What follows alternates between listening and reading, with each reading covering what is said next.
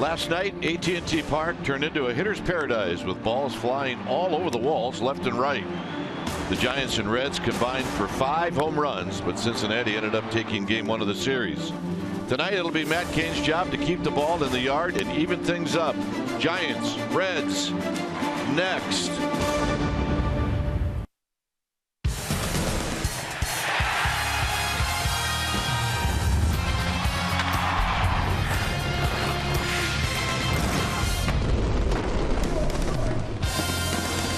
We've got another warm night here at the corner of 3rd and King as we come to you from AT&T Park. This is game 2 of this 3-game series.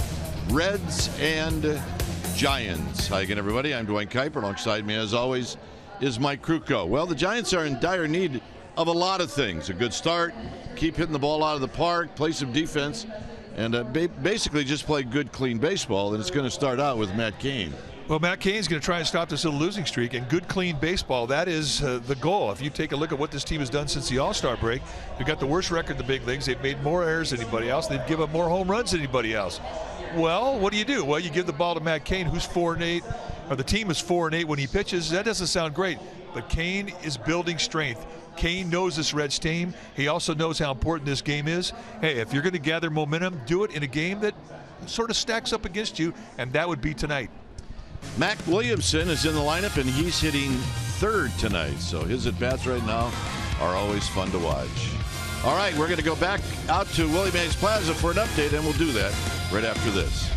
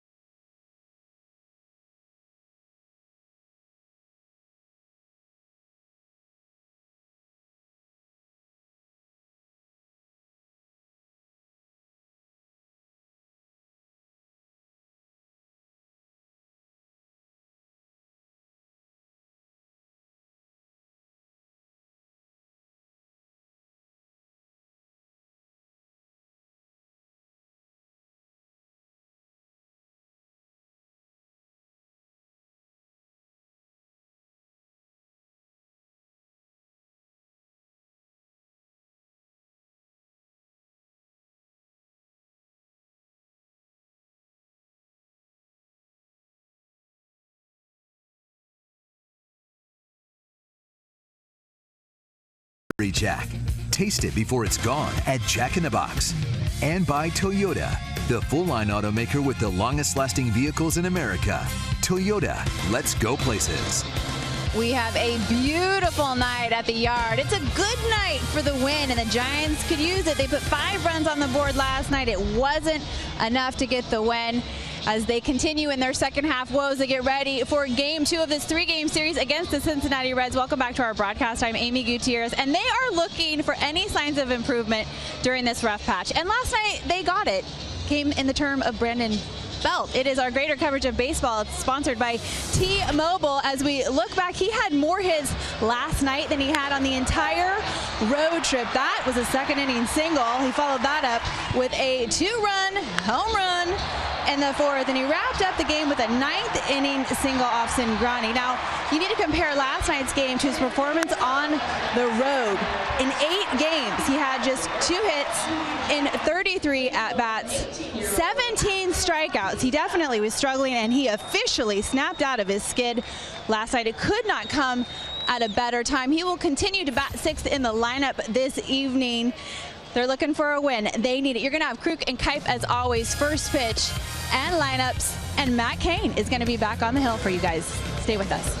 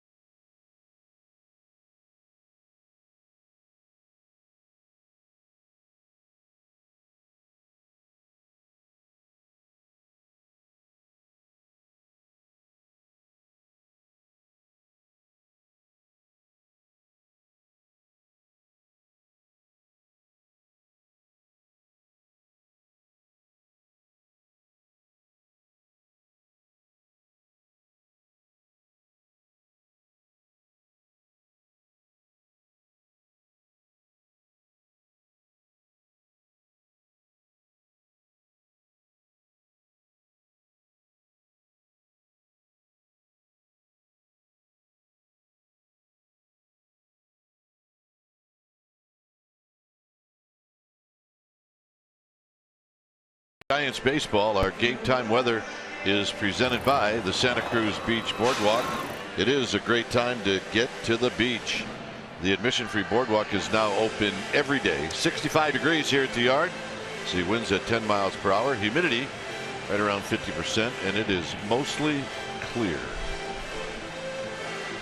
So Matt Kane leading his team out of the dugout.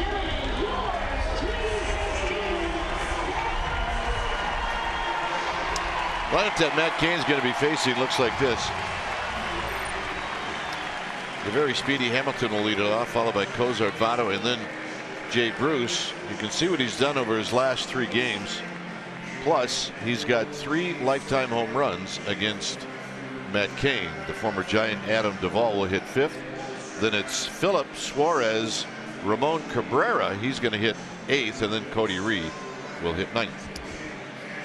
On the hill tonight for the Giants will be the 3-time All-Star Matt Kane, 6'3", 230-pounder. He's 31 years of age. And Matt Kane's in his 11th year at the big league level. This is what he's done in 12 starts. A year that has kind of been disrupted a number of times with injuries. 1-6 with a 5.88 ERA. 42 strikeouts against 19 walks in 59 innings. And when you take your bats against him, you're going to see a low 90s fastball that he has good command with on both sides of the plate. That'll be important. He'll mix both grips on the fastball. He'll sink and cut it. He also has a curveball and a changeup. Lifetime against Cincinnati, Kane 4-5 with a 3.21 ERA. Let's take a look at the defense playing behind Matt Kane tonight for the Giants. Starting in their outfield from left to right, it'll be Pagan, Span, and Williamson. Williamson with the best arm in right field. Crawford and Pena on the left side of the infield.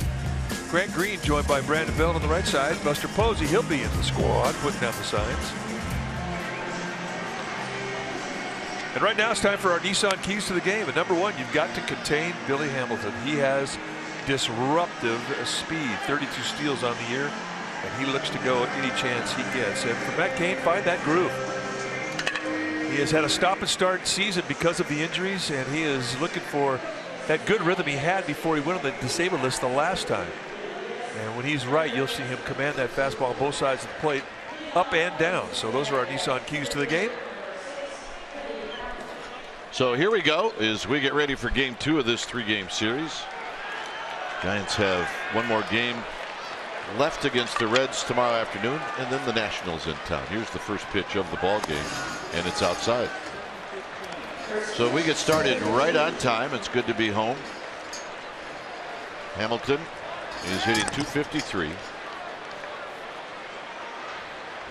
and he shows bunt, and it's 2-0. Hamilton last night went 1 for 5. He knocked in a run. He had a beautiful bunt in the 9th inning to knock in a run.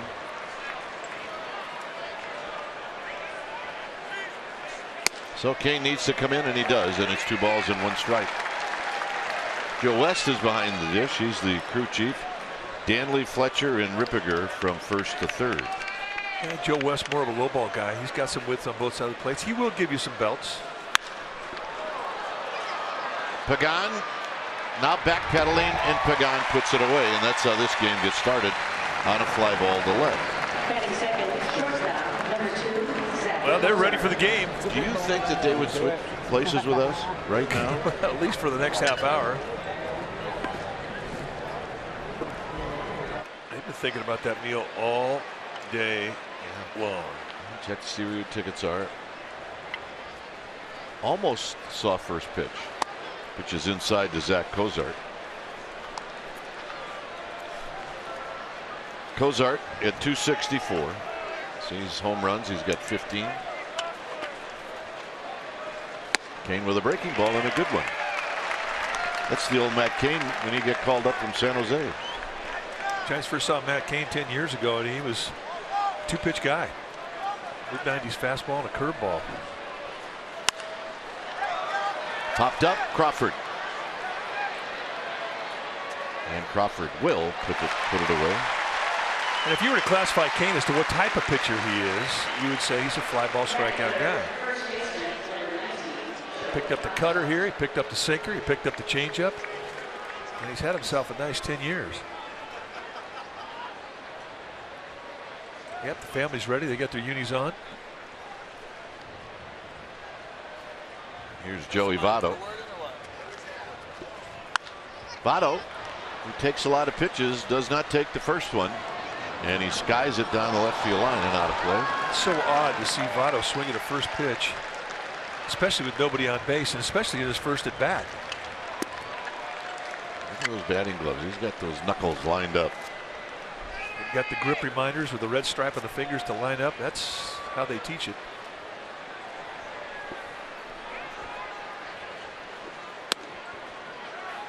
Good changeup. Kane wanted it. If you can, it's nice to get a feel of all your pitches in the first inning. Well, improve the Reds, you can get them over.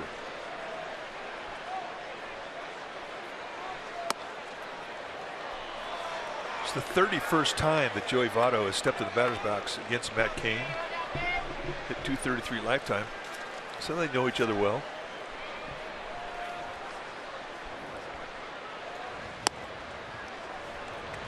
Well, he swung at the first pitch, and then none since then. Well, I think he's got one of the best eyes in the game. Very selective. And oftentimes he's been criticized for not going out of the strike zone trying to drive runs in. He's on that one. Votto just missed his pitch. Tonight the ballpark has carried. And we don't know if it's as live as what we saw last night, but it's live. It's a much livelier yard here than we normally see. 3-2.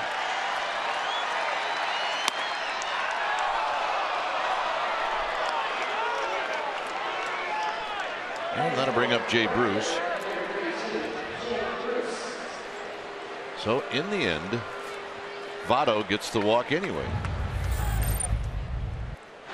Well, last night Jay Bruce did this against Jake Peavy. This is the first of two-run homers. He hit that one early in the game. Then again, he gets up there in the 6th inning and unloads to center field.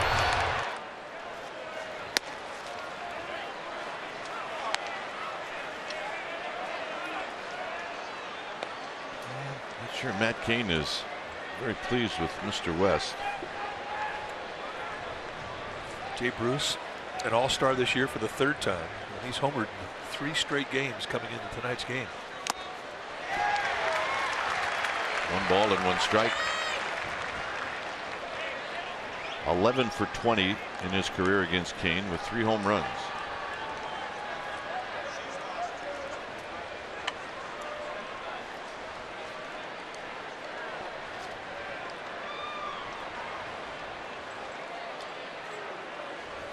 Out of play, and it's 1-2.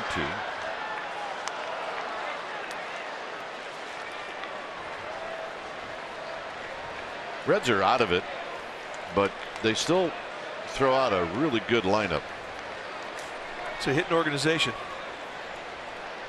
and you know, pitching to a Reds team, you've got your hands full. They can score on you in a hurry, and they can put up a crooked number up there on you in a hurry.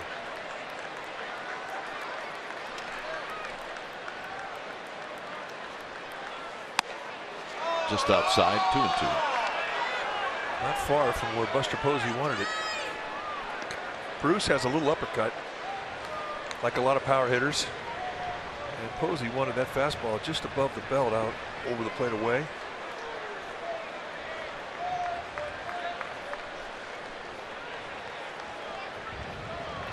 Adam Duvall is on deck, just underway here at AT&T Park. A beautiful night. This is as good as it gets here in the Bay Area.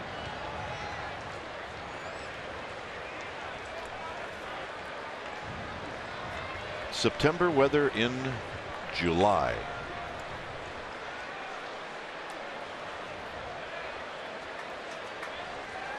Out of play.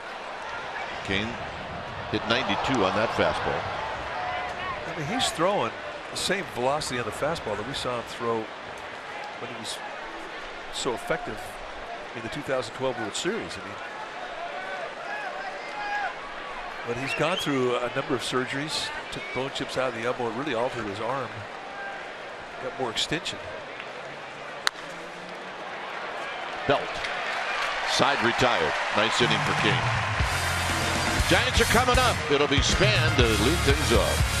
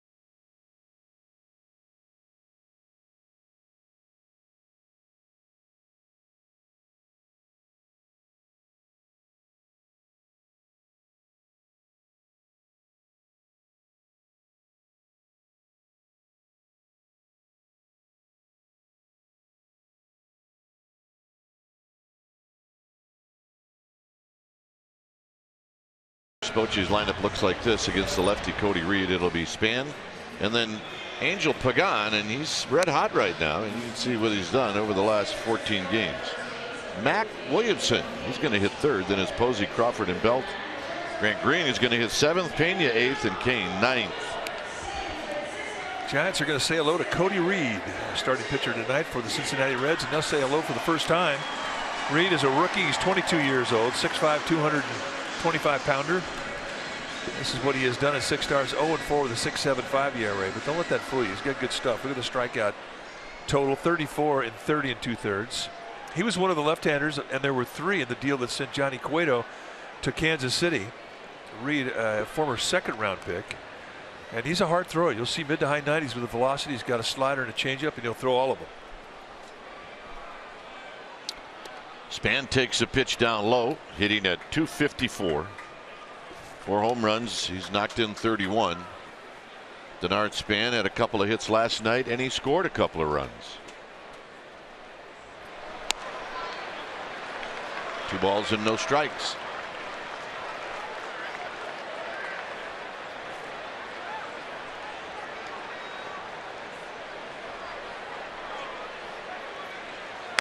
And a strike, and as the sun goes down, it obviously will cool off a little bit here in the ballpark. There's Pagan chalking up. In at third is Suarez. 2-2.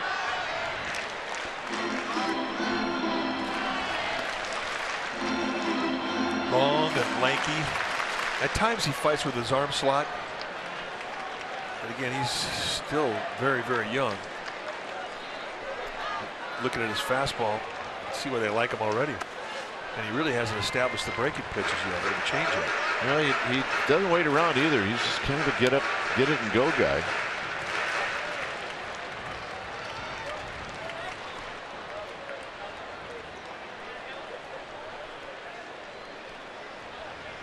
And Span hits a base hit. Span got that ball get deep into the zone, and he slapped it to left field. Well, Pepper. Let's take a look at the defense that the Reds will employ tonight behind Cody Reed, starting in the outfield from left to right. Former Giant Adam Duvall, joined by Hamilton and Bruce at your outfield. Good arms across the board. They all can throw. Cozart and Suarez on the left side of the infield. Phillips and Votto on the right side. Ramon Cabrera, he'll be in the squad, putting down the signs. And here's Pagan. Pagan hitting at 291. 6 home runs, 34 runs batted in. And he takes a pitch down low.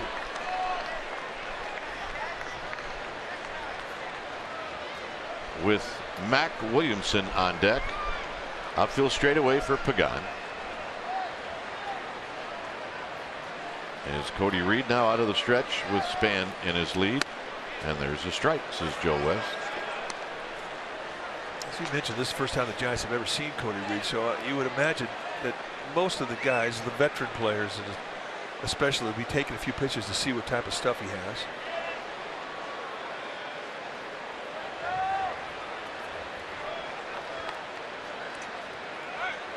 Span started to go and then put on the brakes, and Cabrera knocked it down. It's 2 balls and 1 strike. Dodgers are hosting Tampa Bay tonight. And there's a good shot of Mac Williamson, who's waiting in the Giants on deck circle.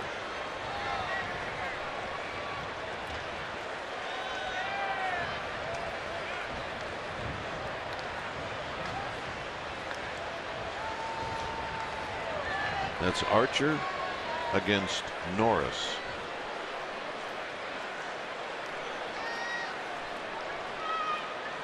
Two balls and 1 strike.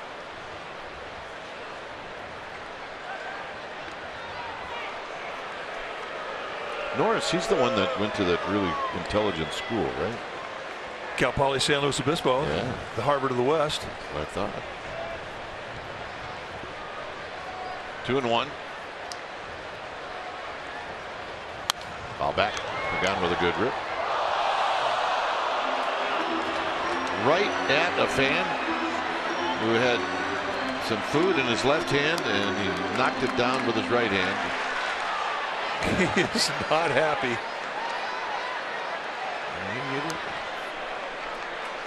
He kind of wants to be invisible. Dude, I should have brought my glove. I knew it was the hot dog or the glove. I opted for the hot dog, and now I regret it. Nobody saw it. He's getting zero sympathy from his buddies. 2-2. Foul back. Oh, cutter. Yeah, this guy saying, hey, you know, it's funny. He said, we had the same play my daughter caught one 2 days ago doing that. Barehanded too, by the way. But at least he didn't spill a drop of his beer, which he can start crying into. Tapped, foul, and that's catcher's interference. Wow. So Ramon Cabrera a little too close. That's what, E2? That is an error on the catcher. A little too close. Sticks his glove out there, and Pagan knocks it right off his hand. So a knock and an error, and this rookie's going to get tested. The table has been set. Mac Williamson hitting .256.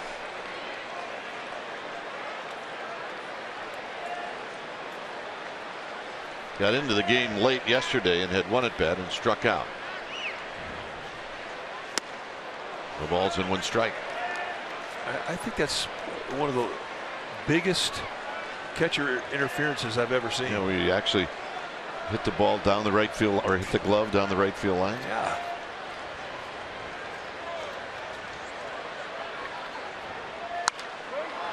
And that's foul down the right field line. You see Cabrera does use those game signs that highlight all the fingernails.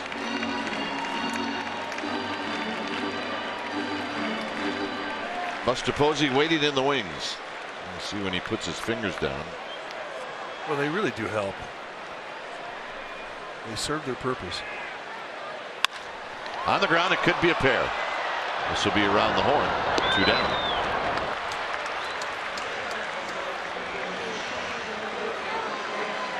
And that'll bring up Posey.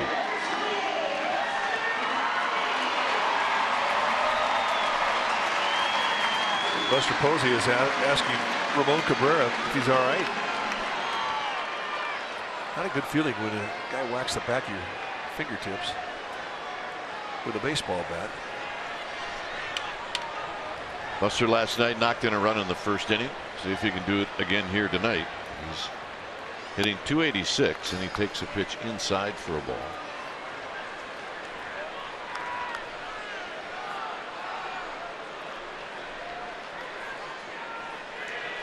He's got 47 runs batted in. And he takes a rip and he fouls it back.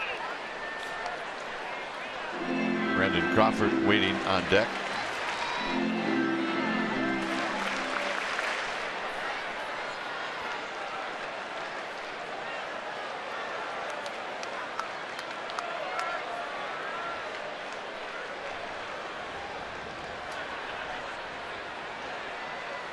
Outside and high. 2 balls and a strike.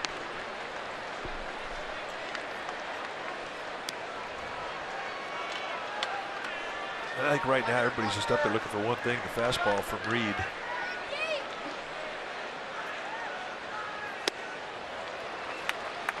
And maybe Cody Reed is choosing to pitch to Crawford instead. Well, he's got 2 bases to play with and a left-handed hitter, actually 2. Crawford then Belt on deck. Posey hits it foul.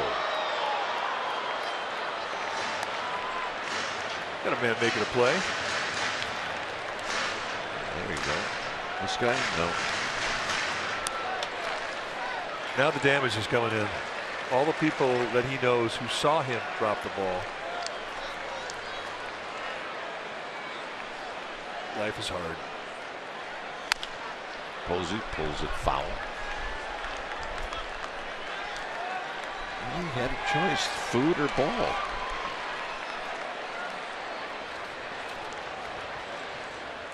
You go buy another hot dog, you're not going to get another chance to make a play in front of 41,000 people. I think for me it would be, what time of day is it? Yep. No horse laughs continue. Posey hits a high fly ball. It's Hamilton who's drifting back, and Hamilton will put it away, and that'll end the inning. Giants waste an opportunity. We'll head to the second. 0-0.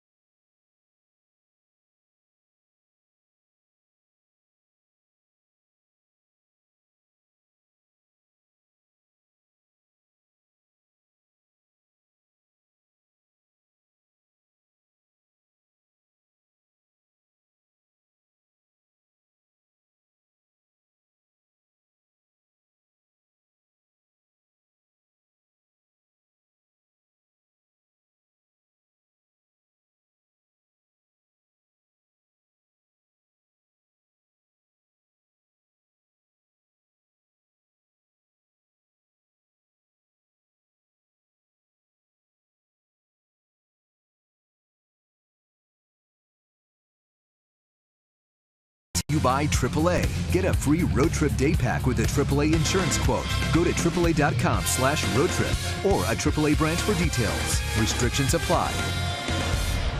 There's still time to support the Junior Giants stretch drive. Donations will help us continue to provide Junior Giants a free non-competitive baseball and life skills program for over 25,000 boys and girls. You donate $50 to the stretch level and you receive a commemorative Matt Duffy bobblehead, and you can donate online at jrgiants.org. Here's Adam Duvall.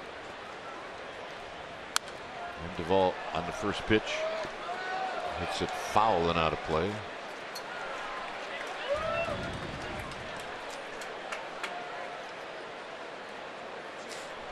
Duvall last night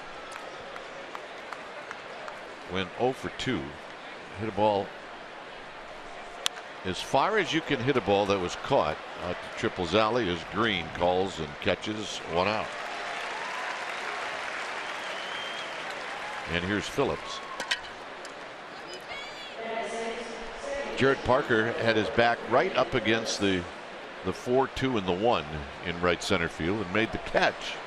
Yeah, that's a big league hang with him at that. Any other ballpark in the big leagues, that's a home run. Phillips last night went 1 for 4. He comes in hitting at .263. He's had a little bit of ownage on Kane. He's had 3 doubles and 3 home runs against Kane. That's in 39 at bats. Yeah, even though he's hit .231, the 3 home runs, he wins. Pena on the ground. Yeah. Phillips 3 singles, 3 doubles, and 3 home runs against Kane.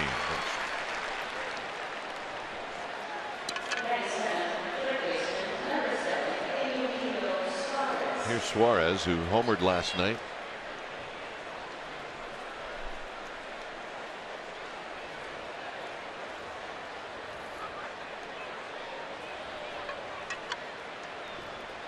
So Suarez, lots of power. He'll strike out a lot, but you got to be careful because, like I said last night, he can run into him.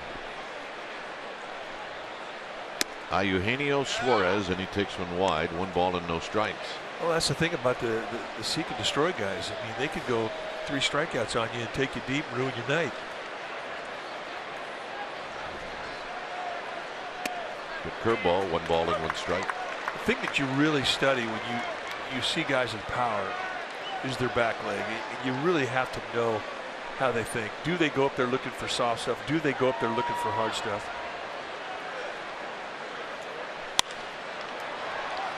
Kane gets in on Suarez, and Belt is going to catch a 7-pitch inning for Matt Kane. And it'll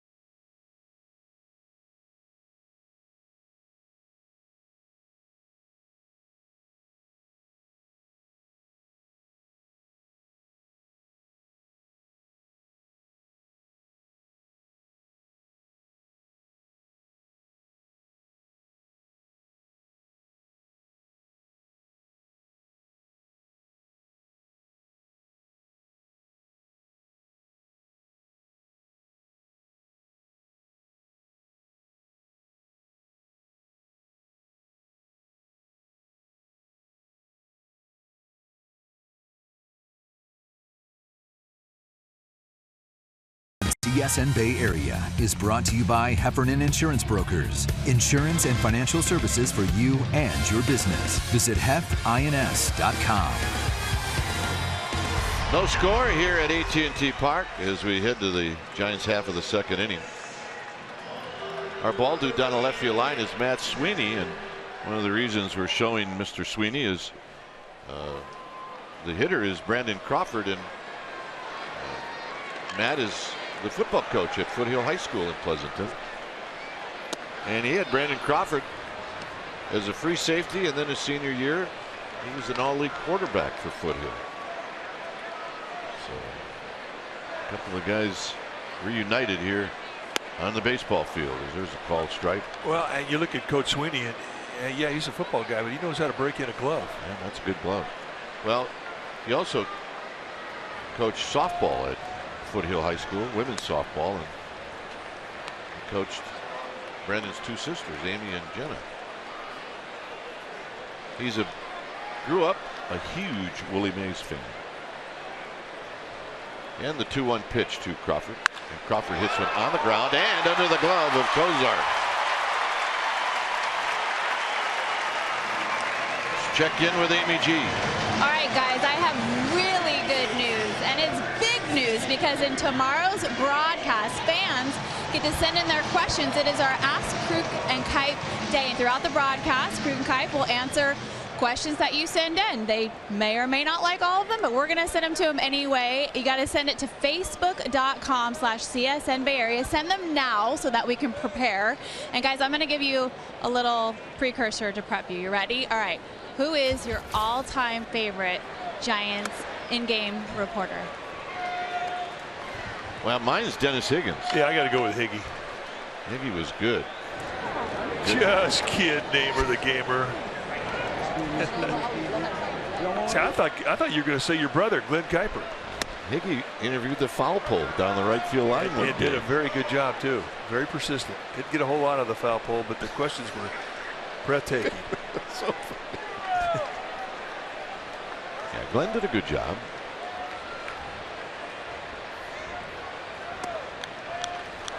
It was hard for my brother Jeff to be in charge of two brothers, but he managed to pull it off.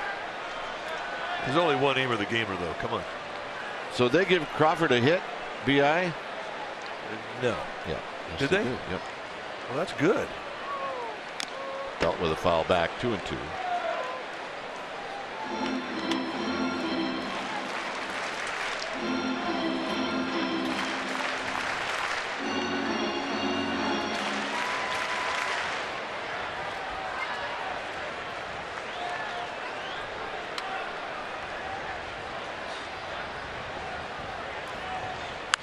Belt out of play. Good swing right there. But you figure that he's seeing his breaking ball for the first time, and there was no bail.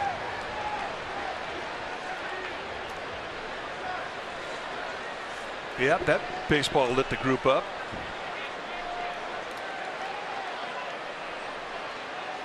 Runner goes and a foul back.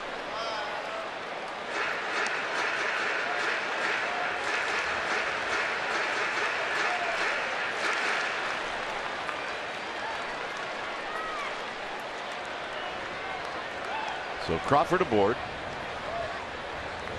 Belt had 3 hits yesterday.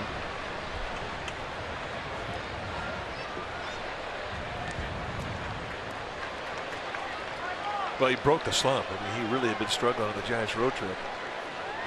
But last night it was different. It was different batting practice. He just changed his whole approach. Pulling the ball a lot, BP. Last night 2 base hits up the middle and an opposite field home run to left center. High fly ball left center field. Duvall on the move, and Duvall dropped it. Hamilton picks it up. Stopping at third is Crawford. Belt into second.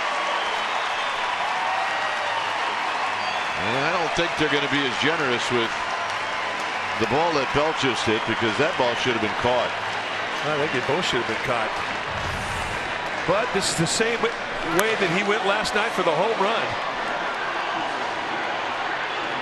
And Duvall has been given an error on the play. I mean, this is simply a play that a big leaguer has to make. And he just flat out muffed it.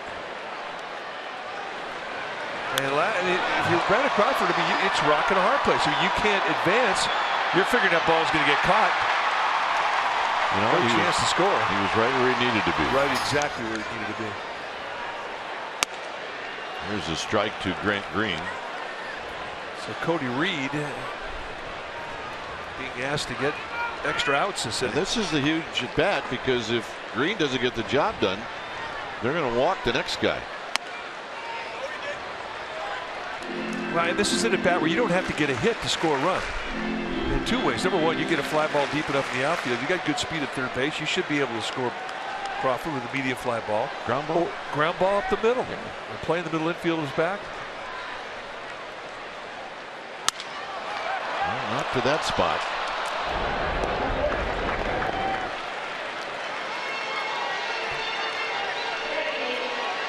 And here's Pena.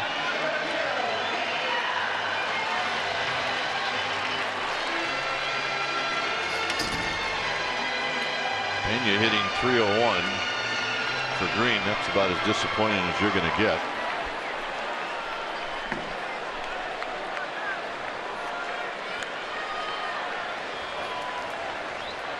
So as of now, they're going to at least throw to Pena. And he takes outside and high, 1-0. Well, you have to also remember, too, that Reds manager, Brian Price, he's an old pitcher. And this is the 7th appearance ever at the big league level with Cody Reed. Now, this is a guy who they think is going to be one of their future cornerstones in the rotation. And if you're Price, you let him try and pitch out of it. This kid's got nothing to lose. But if he gets out of an inning like this, that's how you layer confidence on a young player. So he's basically saying, all right, kid, get out of it. Pick your teammates up.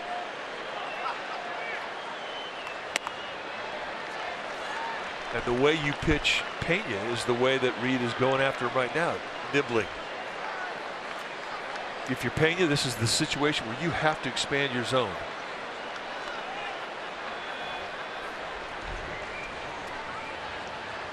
On the ground. And they got him, and a run scores. And I think Belt was safe. Well, he thinks he was safe. They're going to look at the play. I mean, I don't think Mark Rippinger had an angle at it at all. It's our Toyota Expo. Cozart really only had one play, and it was to third base. And it was a great opportunity. And I don't think that Suarez ever got the ball or got the glove on the foot. That's our Expo. It's brought to you by your local Toyota dealer. Well, what a nice effort, though, from Cozart. Oh, he never touched him. He's safe. Yep. Belt's not leaving. Yep, they're going to look at it. And I think there's enough evidence there to overturn the call. This replay review is presented by Xfinity.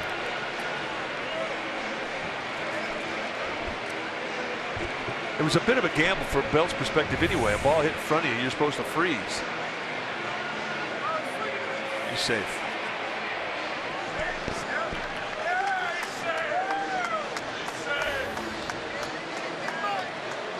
We had the shortest review last night. I think it was 10 seconds. This one may not be that short. Sean Dunston, Chad Chopp in the Giants clubhouse replaying it. They made the call to Ron Wotus to go ahead and challenge this. They both felt that this was a play that should go the way of the Giants. But it's always a bit of a gamble when you make a call in the second inning, because you will lose your ability to challenge until the 7th inning. And I think it was the right thing to do, to call this play and have it reviewed. Bell is not leaving third base.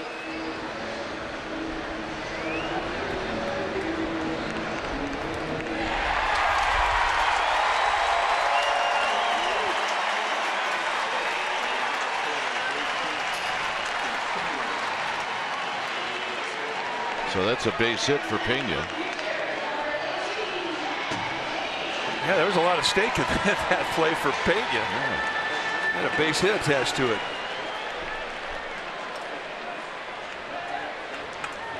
So here's Kane. Now Kane is a pretty good hitter. He hasn't shown it this year, but and that throw to first was to see if Kane was going to bunt or not. Anyway, Pena comes through. Very nice. And he picked up Grant Green too. That's another thing that's very nice. Kane not bunting, and he takes a pitch inside. The fear for any manager in this spot is that the pitcher would hit into a double play. But at this particular point, Bruce Bochy's not willing to have Kane give up the at bat. Now he does, and he bunts it foul. And I don't think he was bunting for a sacrifice. Well, if you're going to bunt it with a left-handed pitcher up there, I mean, you're going to bunt it on the first base side. The runner at first base, that's the side you should go anyway.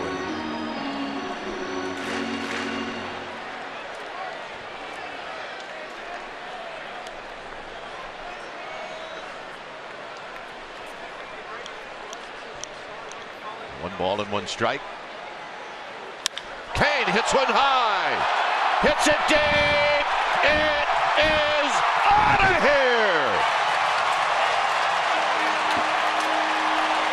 His second hit of the year, and he cleans up the bases.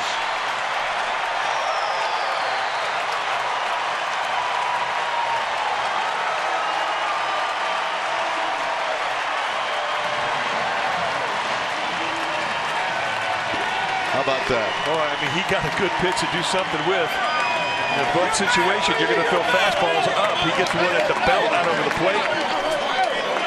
And he spins on it like Buster Posey.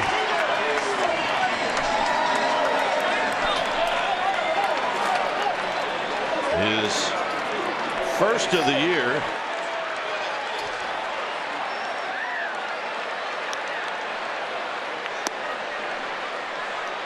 Mike said he got a good pitch. Oh, yeah. I believe him. Challenge fastball, and that is right on a tee. And he got every bit of that one. It's number 7 in his career. And a look from the splash can. It always looks better. Center cut. Hit that up there in the bleachers right away. The last one he hit was off of Cole Hamels. This is a long run for Duvall, and it's going to bounce foul. This is an inning where 2 balls should have been caught. Crawford hit a line drive that Cozart should have caught it, and Belt hit a ball that Duvall should have caught.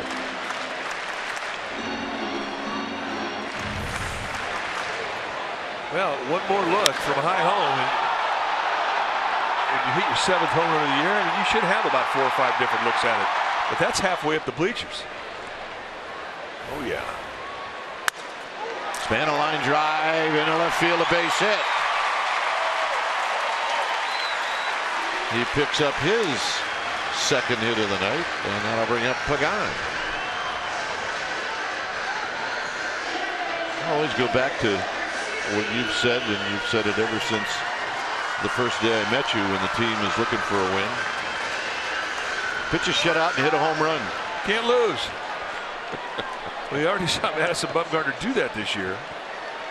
Doesn't happen very often.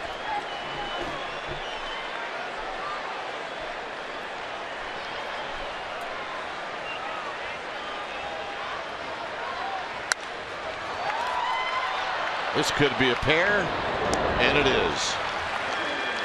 Giants drop a 4 spot. And Matt Kane hits his first home run of the year and the 7th in his career. And he got it all. It's bye-bye, baby. It's 4-0 Giants.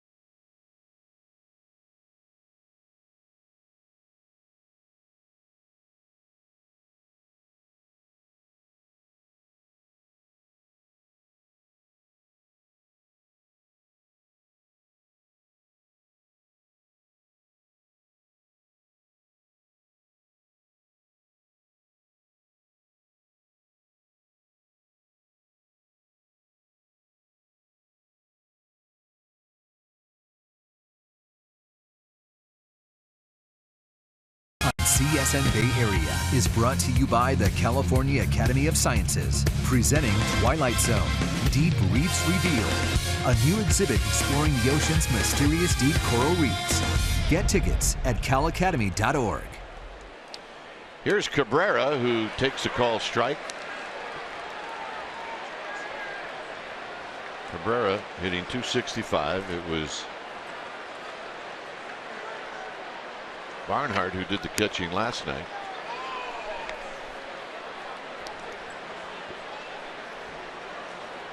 Reed and then Billy Hamilton.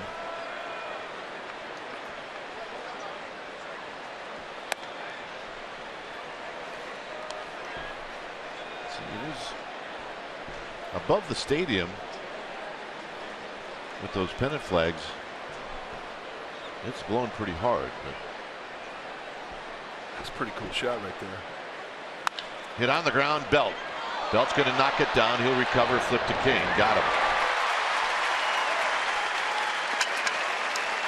Well, the Nationals are coming to town this Thursday through Sunday, a 4-game series. The first 20,000 fans will score a Buster Hugs mug on Saturday, courtesy of AAA, and then on Sunday, the first 30,000 will receive a Bruce Bochy gnome presented by AT&T. So go to sfgiants.com/tickets. Hope to see you out here. It should be a good weekend of baseball.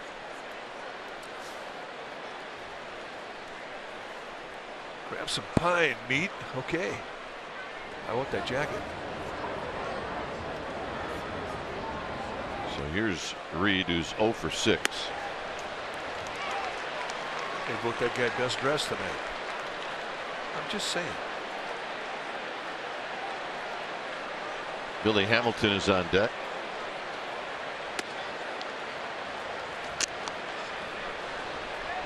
One ball and one strike.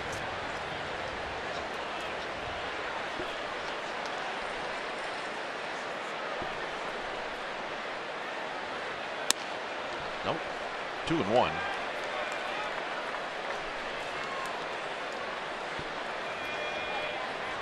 That's the protective screen up in the third level, the view level.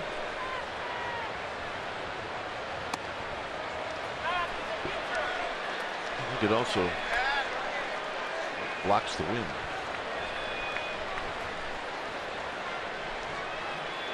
Three and one. Right there for a strike. 3-2. Reed taken all the way. We don't know much about Reed's ability to swing the bat. He still is looking for his first big league hit. It's a pretty good hack. Pretty good hack. I agree.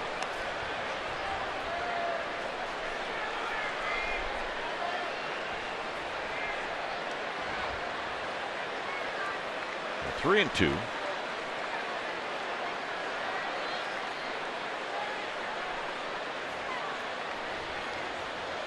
Got him. And Hamilton will come up with 2 outs. First strikeout for Kane. Yeah, that's really how you like to face power hitters and thieves. And Billy Hamilton is a thief. He's got 32 steals on the year. Very disruptive hitter because of that speed. Good bunter, great bunter. We saw one of the best bunts of the year last night. Hit a fly ball to Angel Pagan to open up the ball game. And this is hit over the bag. That's a fair ball.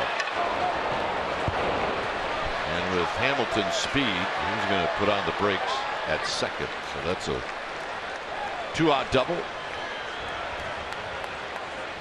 And that's right over the bag at first. Just drop the bat head on the inside pitch down at the knees and watch him go.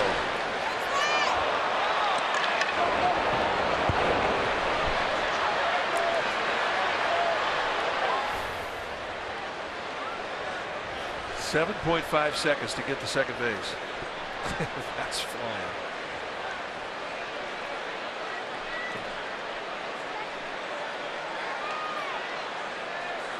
Here's Cozart.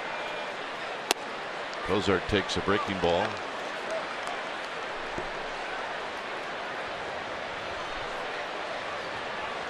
It's 1 ball and no strikes.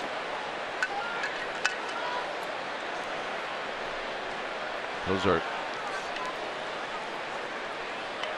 ahead of the count on the pitch, and there's a healthy swing and a foul back.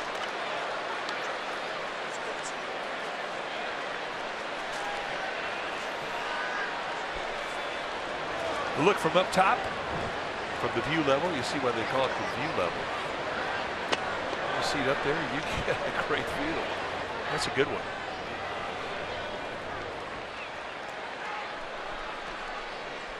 Hamilton thinking about it, swinging on a miss. It's 1-2. Well, Hamilton's got the green light. I mean, he can go anytime he wants, and that includes home.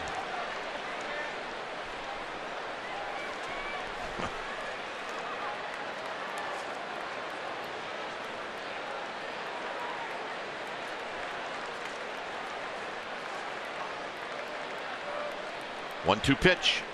Swing and a miss. He got him as he elevated, and that'll end the inning. 2 strikeouts for Kane. For the Giants, Williamson, Posey, and Crawford coming up.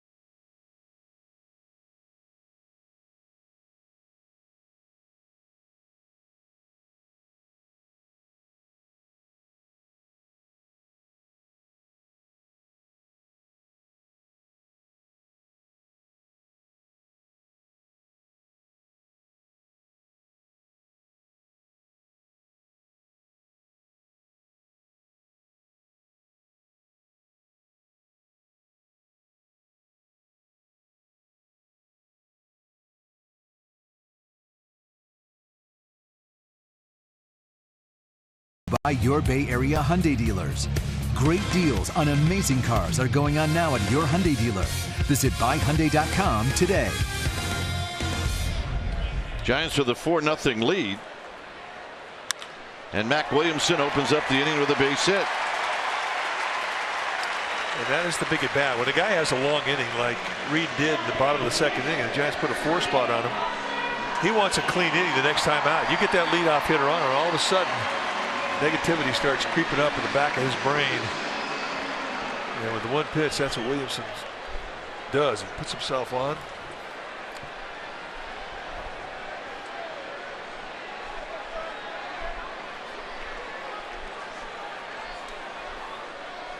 So here's Buster Posey, and Buster takes a strike.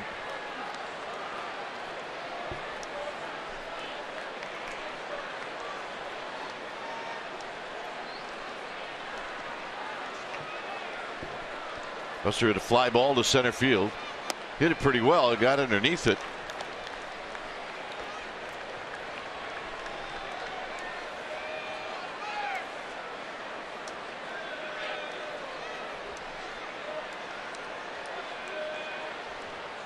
Here he hits a high fly ball to right. This is for Jay Bruce. And Bruce will put it away. 1 out, and here's Crawford.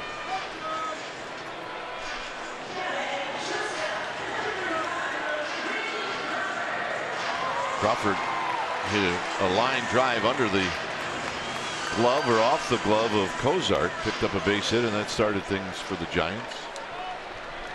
I have to believe that the old coach, our ball dude on the third base side, Matt Sweeney, asked Brandon Crawford, "Would you hit me a ground ball tonight?" Yeah, of course.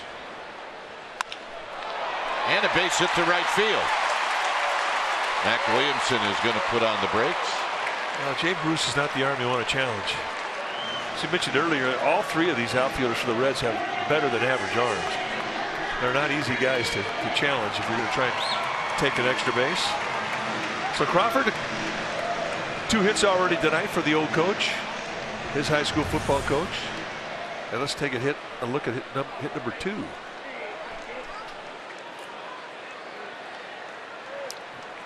Roberto Kelly, the Giants' third base coach, wisely put the stop sign on.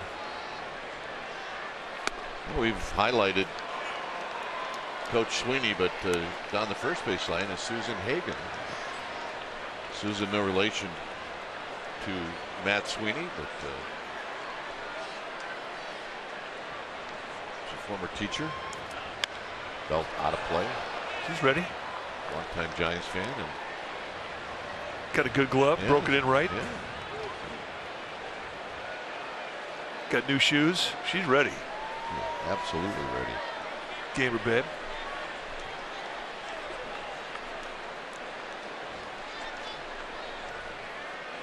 Belt takes outside.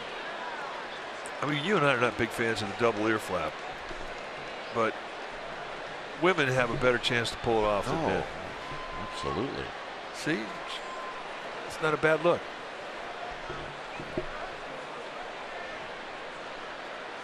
Belt with a base hit to right field.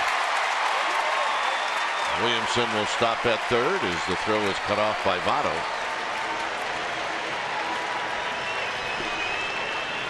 Well, the Giants Insider Podcast is sponsored by Max Muscle Sports Nutrition. It is live on CSNBayArea.com. And you can log on each week as Insider Alex Pavlovich talks baseball. It's also available on iTunes.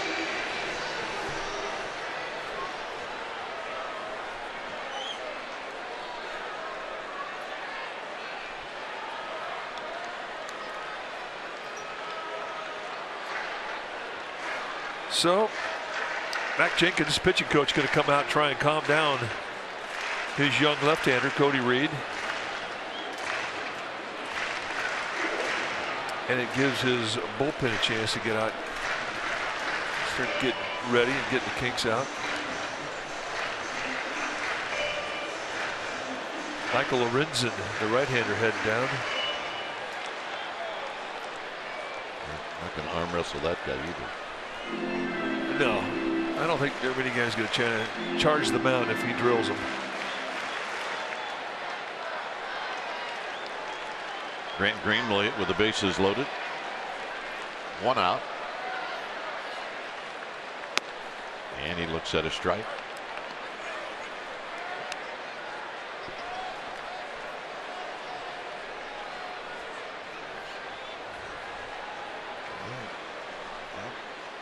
Here's a little chopper. 1, 2, and a really nice play by Phillips, and that's going to end the inning. So the Giants do come up empty. I'm sure Bell thinks that he got tagged.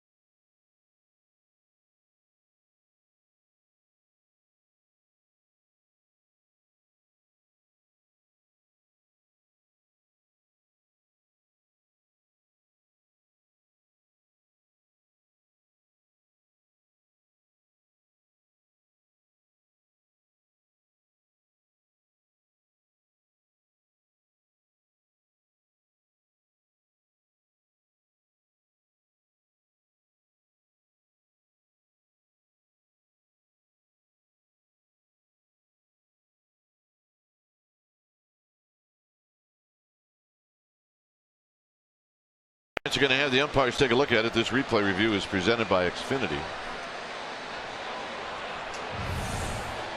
Well, here's what we're looking at.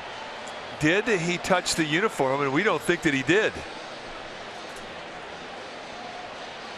And when the Reds were all walking out the field, Brandon Phillips stopped. So he kind of gave it away.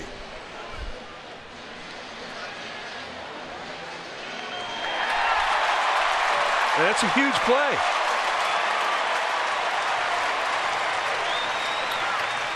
So the Giants pick up a run. Out at first is Green. He gets an RBI.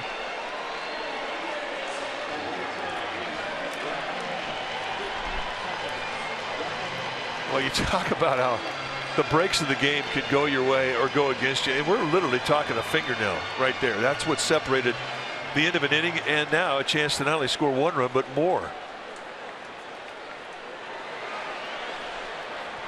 Matt Kane may well get a shot again, but it looks like they're going to pitch to Pena.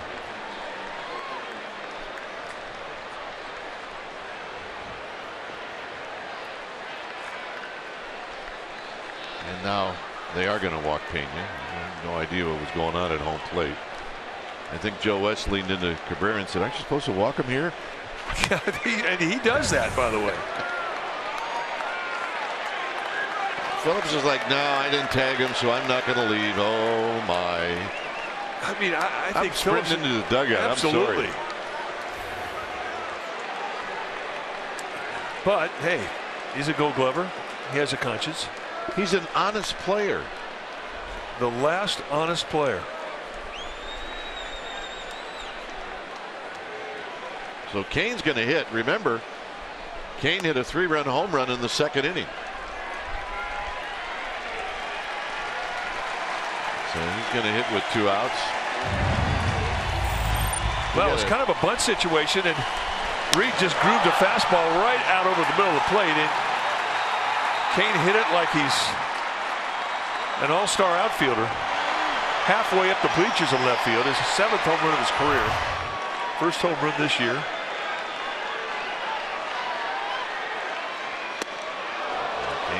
swing. You may not see another fastball. It's all right. You still got to go for it. Why not? Go big or go home.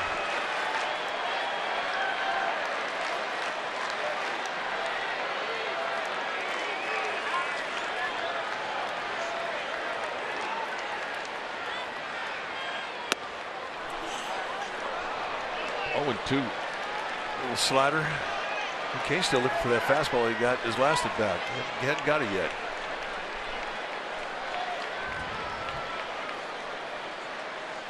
And he got him, and that'll end the inning. Giants pick up a run through 3. It's 5-0.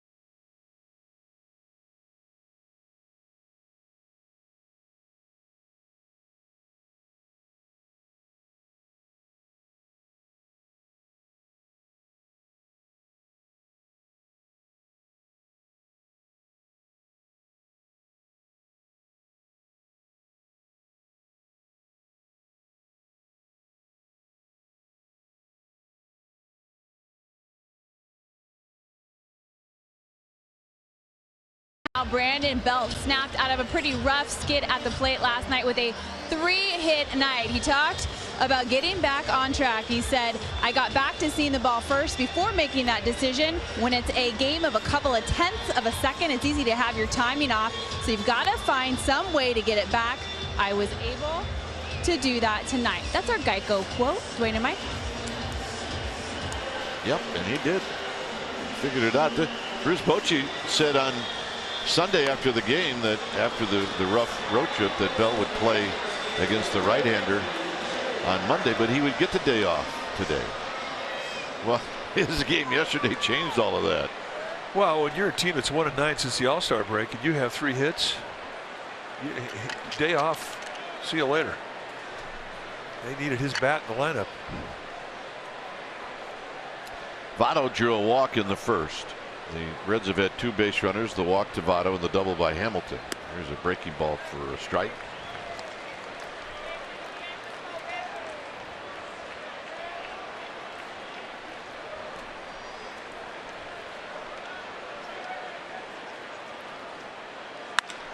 Hit well into left center field. Span on the move and gone. So Joey Votto goes the opposite field, and it's 5-1.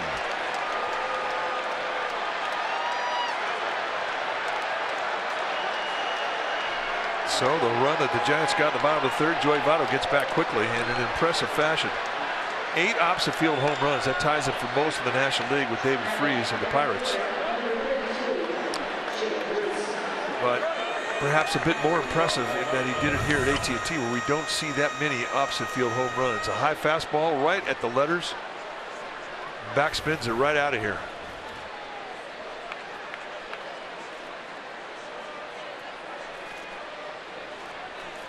Here's Bruce. Jay Bruce bounced out to Belt in the first inning, and he rolls it off his foot, and it's 0-1.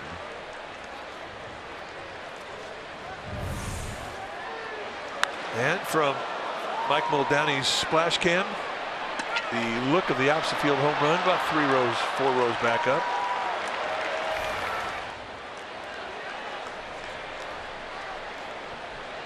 There's Mike Muldowney. Sleeps up there. Yeah, nobody does that camera better than him.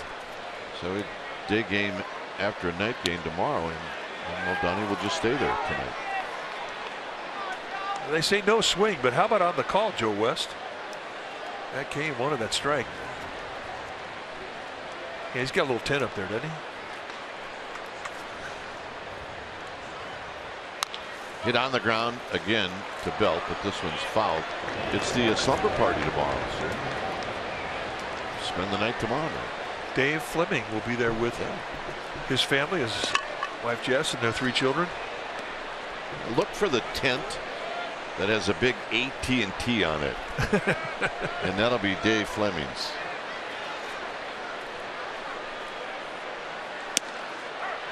Good pitch, and he got him. So nice comeback for Kane. It's pretty much the same height of the changeup that did not get called a strike. So Bruce, a little upset that that ball rung him up with the fastball, because he thought that was the same location that was previously called a ball. It's not easy being an umpire. It's not. Here's Adam Duvall. Duvall popped up in the second inning to Green. There he takes a strike. Kane's been able to throw that for a strike.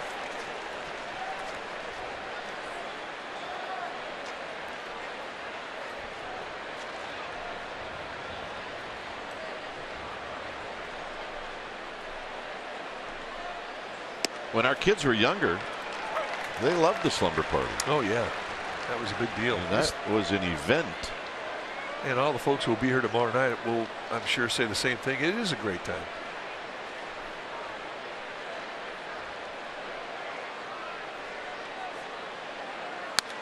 Out of play. It's a happy family. Yep. You just don't quite know how much game mom and dad actually get to see, because you got wiggle worms on your lap. That's all right.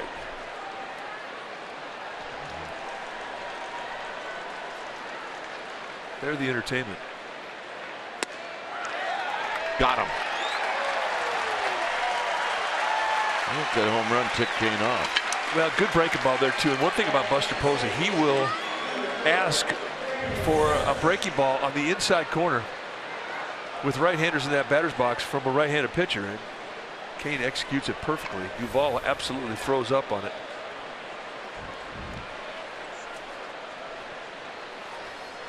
Phillips 0 for 1.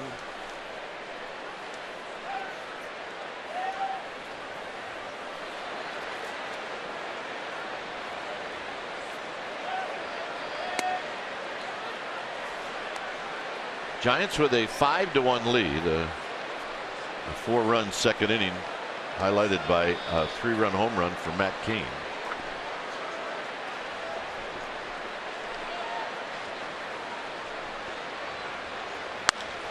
Phillips foul down the right field line. Look out. Did that hit Susan? Come on, Susan. Did that get her in the leg?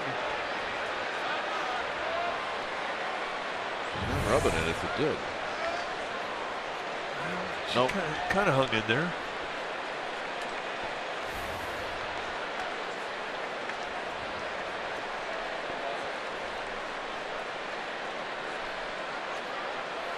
Swing. They're going to miss. 1 and 2.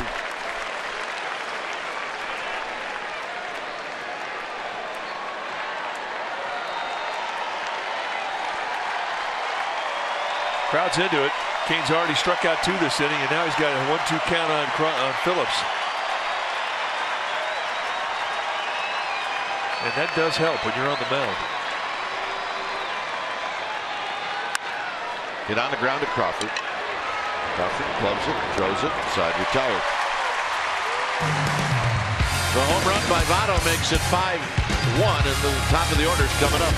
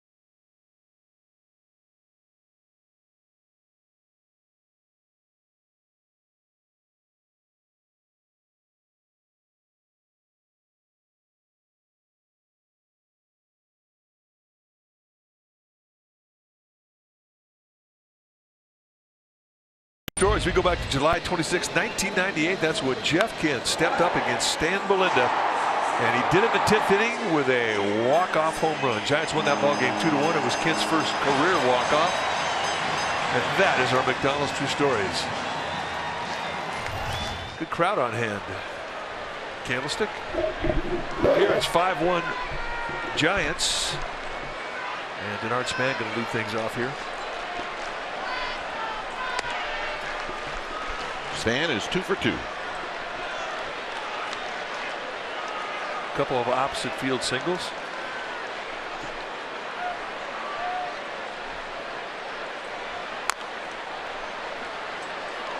Span is getting hot for a lot of reasons. One, as he's getting ready for Thursday. Thursday, the Washington Nationals, the team that he played for last year, coming to town for first of 4. And he also likes the warmer weather.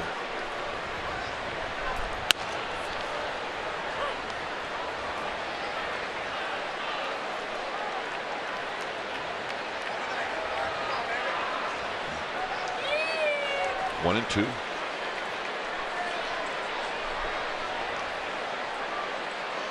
Span, foul. 25 gloves down the left field line, and that ball eluded all of them. And the old coach almost had himself a chance to make a play.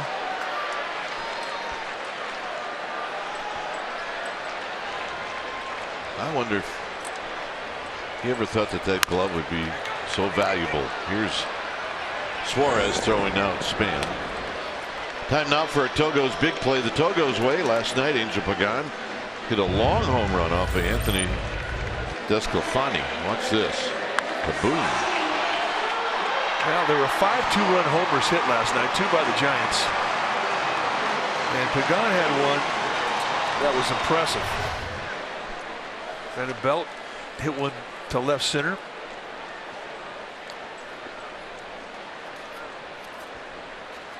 Pagan takes a strike.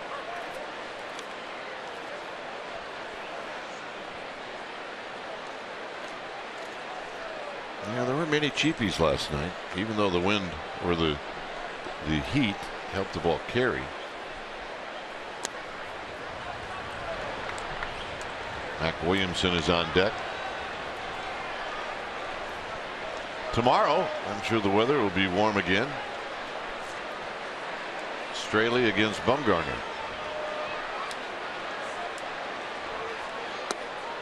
And that pitch just a bit high.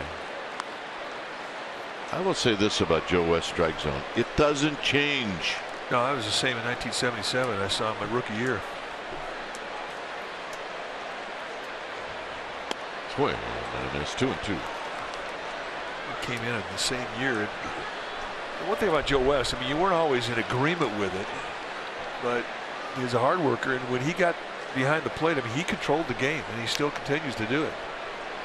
He's taught a lot of umpires once they got to the big leagues that were in his crew.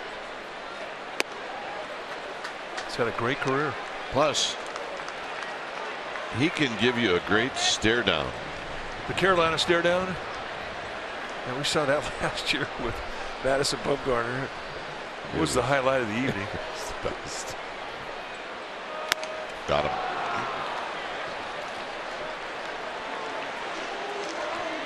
His last year.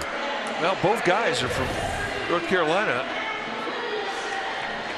Bumgarner not happy, and these guys locked horns right now. And they didn't unlock it. That's September 24th of last year, but they just stared and stared. Buster's going, let's see, who do I deal with first? Yeah, do I deal with Joe, who I got to be here in the squat with the rest of the night, or my pitcher? Mac Williamson taps it foul. He opened up the third with a base hit.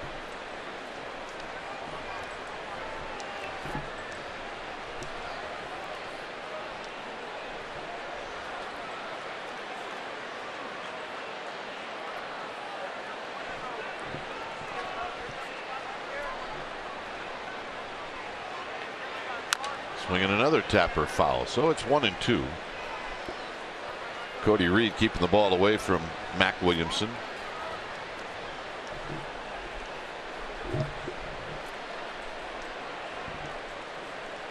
There's your flatbread special. We did not get that today in the press room. We thought about it though. Swing and a miss. He struck him out to end the inning. 2 strikeouts in the inning through 4. It's 5-1 Giants.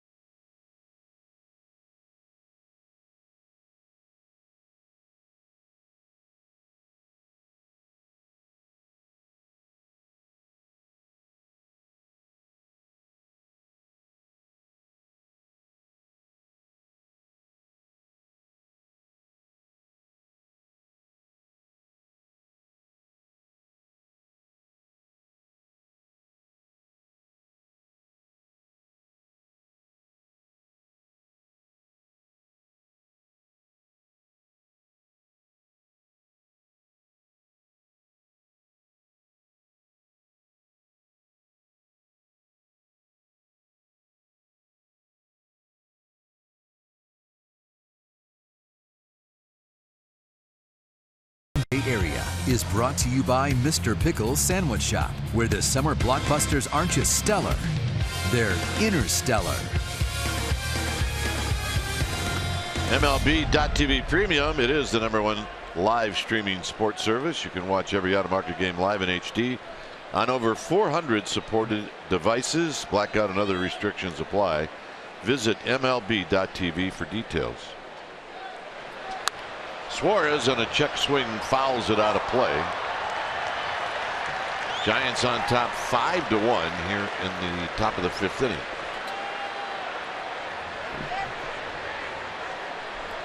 Got a man making a play there. I think he's made 2 plays. Yep, there's a base hit into center field on a ball that was up, bringing Ramon Cabrera to the plate.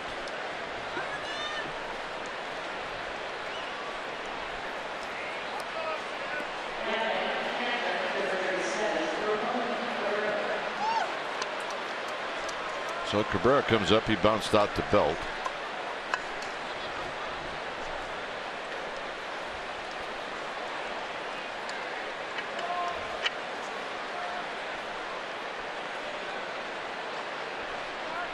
Belt holding on. Suarez. And on the first pitch, Posey, or is it Pena? It's going to be Pena who makes the catch.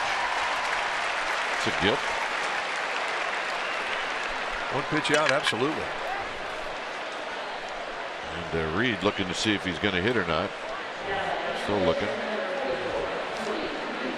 Yeah, probably have a chance to bunt here. He'll learn that if you want to stay in the game, you don't look. Yeah, ignore it. Pretend there is no. If you want to stay in the game, pretend there's no bullpen or dugout. Look right at the home plate. Let him tap you on the shoulder to take you out of the game, and then act surprised. And then act ticked off. Yeah, throw your bat, helmet. Well, no, don't do any of that. I mean, that's one thing that managers and pitching coaches look at when a guy's out there in the mound, if he's looking towards the bullpen. Good bunt. Pena says we'll get the out to Green.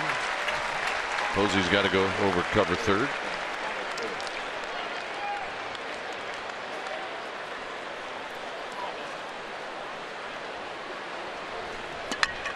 And Hamilton will hit. Hamilton has a base hit in this game. He's talking about how pitchers study hitters and they watch their back leg as to how it receives certain speed. You can tell when a guy's looking breaking ball, and you can tell when he's looking fastball. And for the most part, the majority of hitters will look one speed the entire at bat until they get to 2 strikes and then make an adjustment. Other guys will adjust. Base hit. Williamson's got a hustle. Coming around third is Suarez, and it's now 5-2. So Hamilton doesn't waste any time. I don't think he's not going to waste any time trying to steal second here, because this is a go time for Billy Hamilton. Pure steal situation.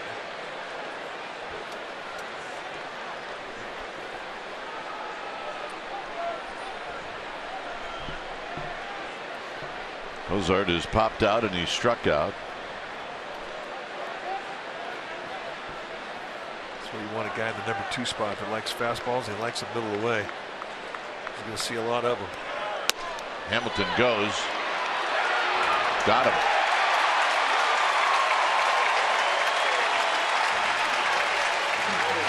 They're going to take a look at it in the Reds dugout, as you would expect. Tell you what, I don't think Buster Posey could be any quicker than that on his own load time. Everything about that was the big leagues. It was a terrific throw. It had to be perfect. And they got him.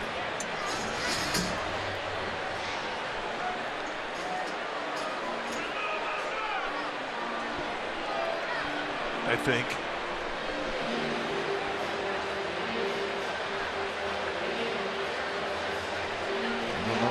I don't know if there's enough to overturn it from those 3 angles. I thought he did have him the first time. I'm not sure about the second 2 times. This replay review is presented by Xfinity. Buster Posey just watched the replay and started to walk back behind home plate. Yeah, Kane's getting back on it. I don't know. Yeah, I think he's safe. When Green went down there, he sort of blocked the view to be able to see the pitch, and all Kane's going to do is head back to the dugout or the mound and keep getting loose, which is smart. I just don't think there's enough there to overturn it.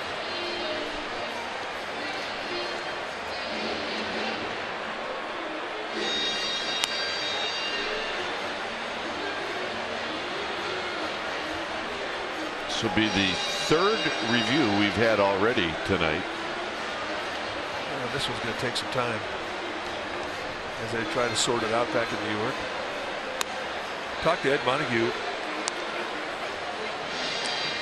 about what it's like back in New York. He says they've got 10 technicians back there. You got a whole ton of TVs, and then there's stations where each umpire will rotate through. And when safe. So Hamilton with his 33rd stolen base of the year. They'll have one umpire sit in front of 2 big screens, and he's the guy that day. He's the guy that basically is the crew chief that day. He'll get other opinions from umpires, but in the end, he makes the call.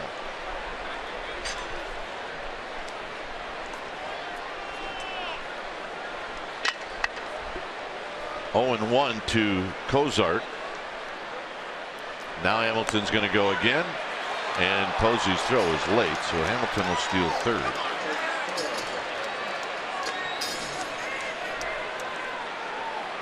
It's a tough throw for Posey. He's got to throw right over Cozart. Watch this.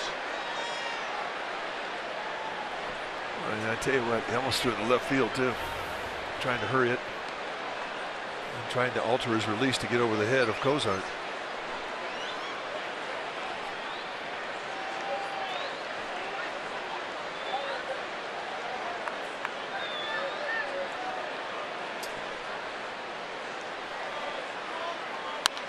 Popped up out of play. It's 1-2.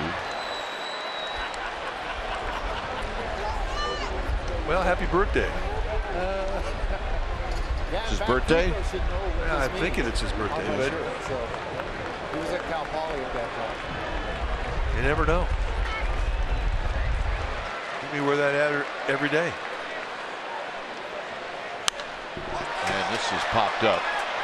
Belt is going to chase off Posey, as he should. And that was a little tougher than it looked, and that'll end the inning. Reds pick up a run. It's 5-2. We'll be back.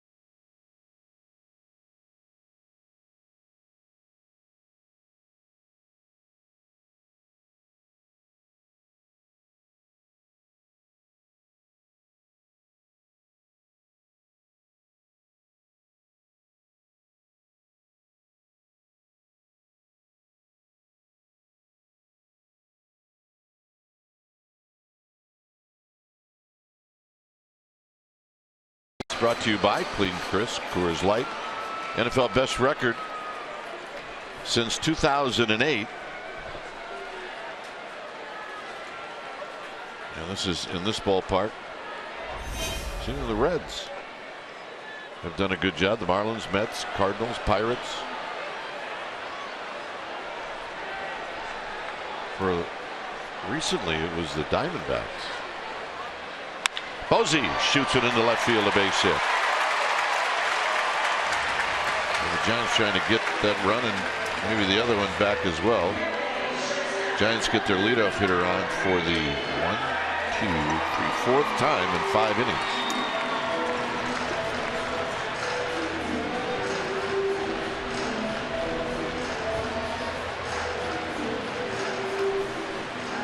Crawford's got a couple of hits for his old coach. Coach Sweeney at our ball dude down the left field line. You got to hit a home run for your old coach, don't you? You have to hit a home run, absolutely. Old coaches and old girlfriends. Foul back.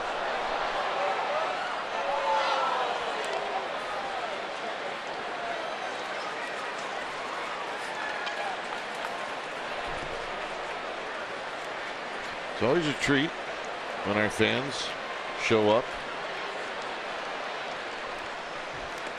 Pitch in the dirt, and Buster Posey is going to slide on down to second very easily. The Floyd R. Turbo hats, it's always great. Yeah, we like it. There we go. Right out of the great North Woods. Perfect. If Johnny Carson were alive, he would be chuckling really hard right now. Yep. Well, we saw a lot of fans wear those in New York where it was 94 degrees. 94. Crawford hits a high pop-up into center field. Hamilton is cruising underneath it. He gets a chance to show off his arm a little bit. It's a good one. And here's Belt.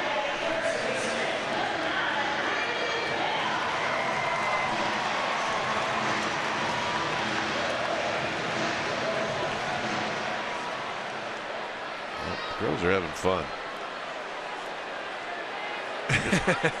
One That's baseball. That's a good picture right there. Has created A lifetime of pictures is Belt with a swing and a miss. That'll be on her Facebook homepage.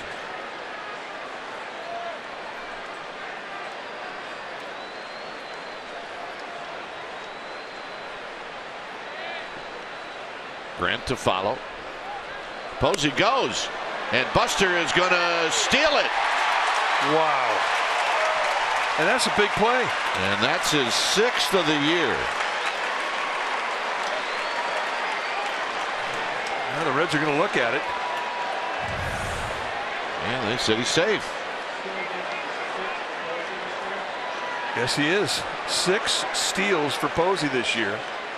He has not been thrown out at all, but this is a big one because now the Giants get a runner at first or at third base with less than 2 outs.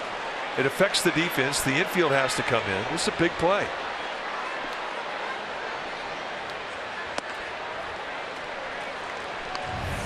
And we're going to make this steal of third our Ford right choice, just because of how unlikely it is that he would go and steal third. I can't remember him stealing third before this, but definitely as to how it affects the game. Down the left field line and out of play. Totally turns this into a strikeout situation for Reed. And that is not his first. He's done it 2 other times, so he's 3 for 4. I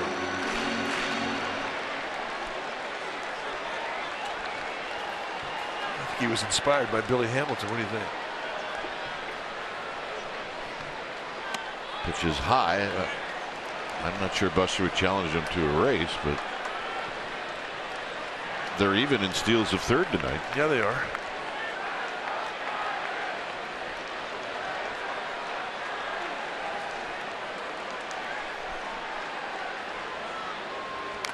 Fouled off of the glove.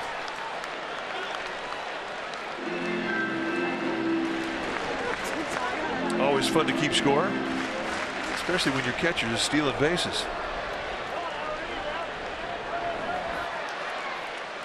Runs in back down to the bullpen. Belt trying to put the ball in play. And the walk. And that's a nice at bat. And I don't know. Reed turned his back on Joe West. I don't know if he thought that was a strike. He absolutely thought that was a strike. He absolutely thought that slider was right there. Well, you make the call. Nope. Inside. And that's exactly how Joe West saw it.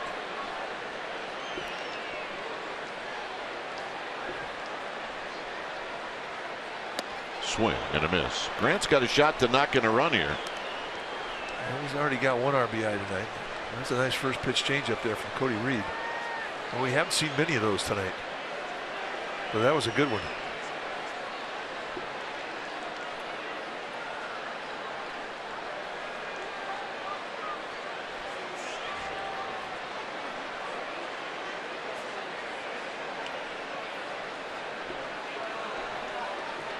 Green picked up an RBI when he hit a ground ball to Brandon Phillips.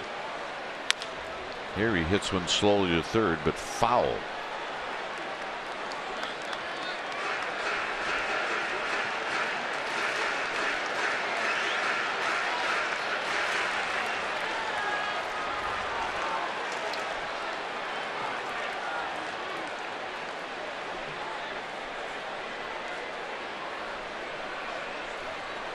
Pena on deck.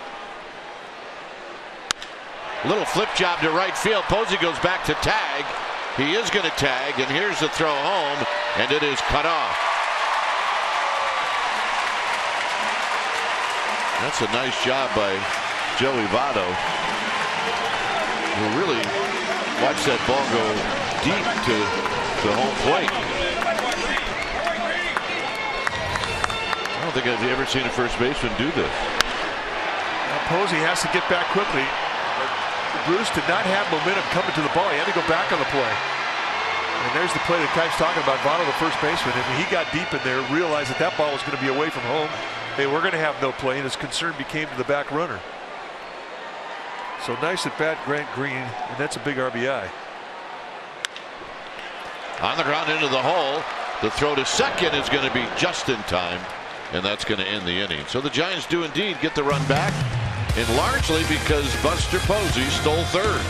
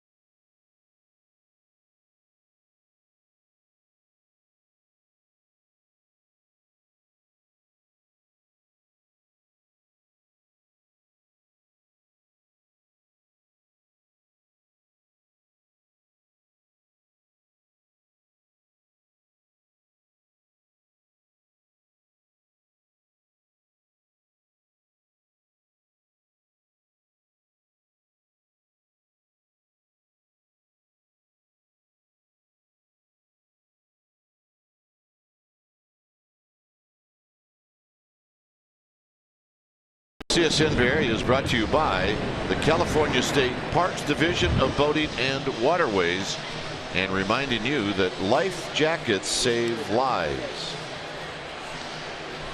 Sounds like a simple thing and a very important thing.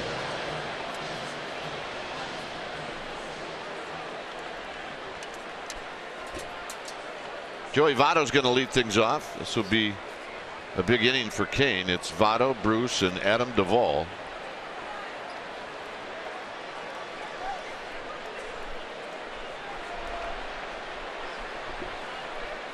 And the first pitch is high.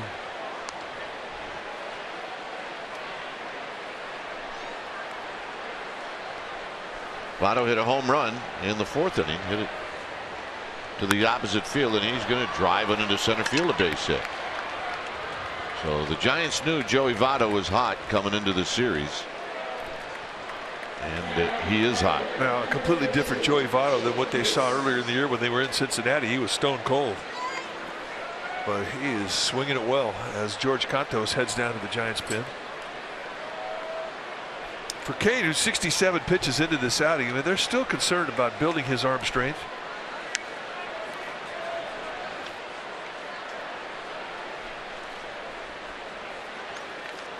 Kane being asked to do something that's very difficult as a starting pitcher when you have an injury during the season.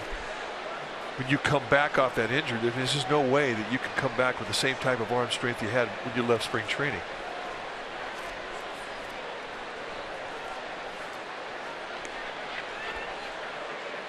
Bruce with a swing and a miss. It's no balls and one strike.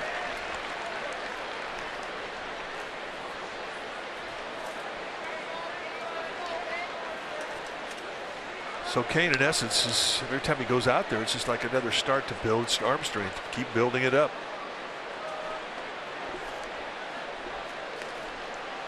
Overshift is on, and this is a fly ball out to Mac Williamson as that ball got in on Bruce. It actually broke his bat. He's still got the handle in his hands. Check in with Amy G. All right, guys. Well, we need to take a minute to thank the Giants fan base. Not only are they awesome, they're extremely loyal. The Giants just announced another sellout tonight. That means the Giants now have the second longest sellout streak in all of baseball with 456 consecutive games. They just passed the Indians. They're still chasing the Red Sox. The Giants have been filling the seats every game at AT&T Park since 2010, and we expect this to go on for a really long time. Way to go, fans. Yeah, long time. There's a curveball to Duvall, and it's inside for a ball. Yeah, she's from Virginia. Yeah, she's a gamer babe from Virginia. Got her glove. Saw her in the store today. Teachers coming out. She have the Floyd R Turbo hat on. Oh yeah, that's Nicole. So, hey, welcome to AT&T. They watch every game back in Virginia.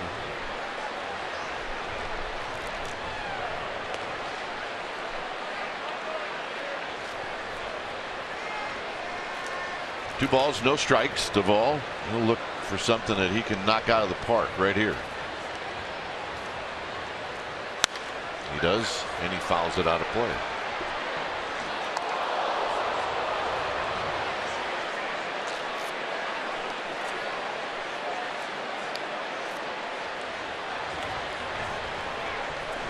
All right, got the souvenir.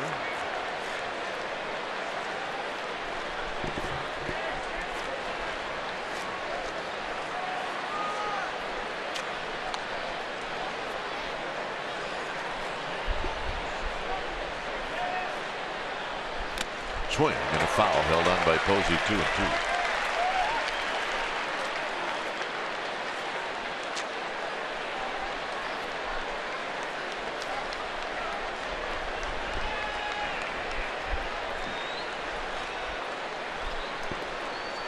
Votto opened up the inning with a base hit. The Reds have 5 on the night.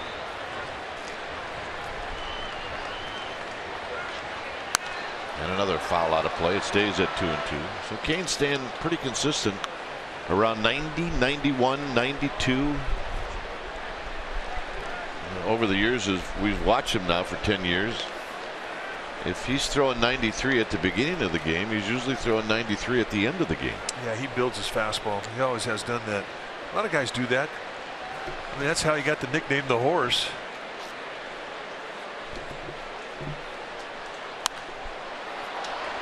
The ball got one up in the strike zone, and now Buster Posey's going to have a word. I don't know if Buster wasn't happy with that last pitch and the location.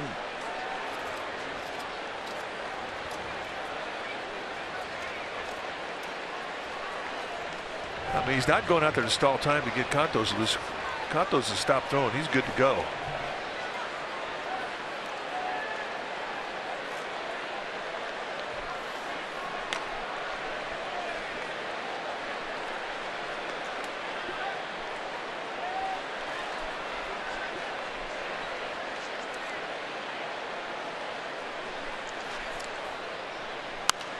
Foul out of play. That was a good pitch to hit. I mean, he was thinking corner there in a 2-2 count. He was not trying to lay it in the middle of the zone. That's where it wound up.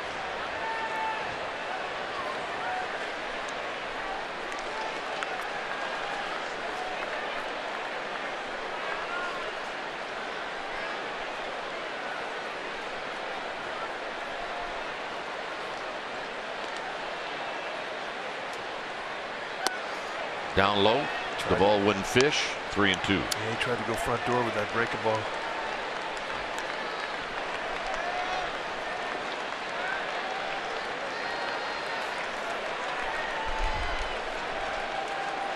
So with one out, we'll see if Votto has any thoughts of going.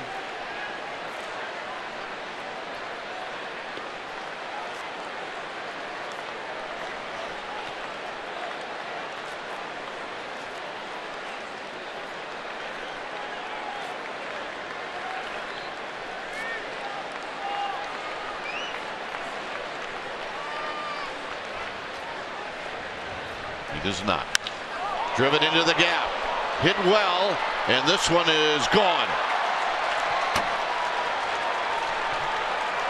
And Duvall does exactly what we were talking about, and it's 6-4. And that's going to do it.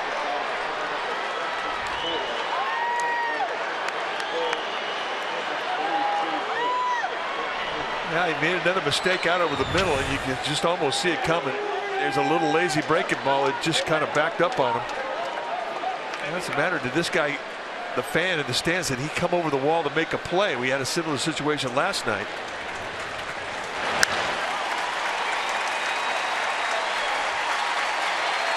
He did not. When it's time for a change, think Speedy Oil Change and Auto Service, your oil change tune-up and smog experts.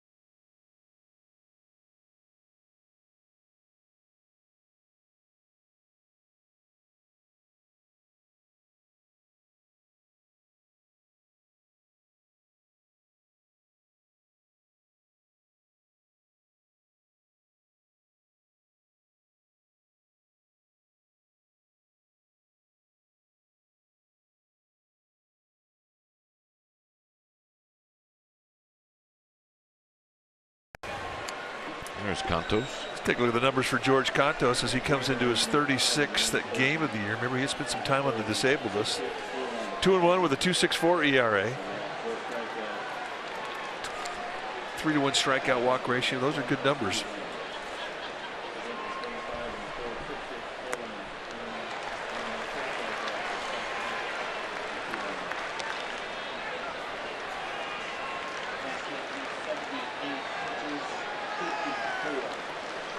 Phillips against Kane, bounced out to third and bounced out to short.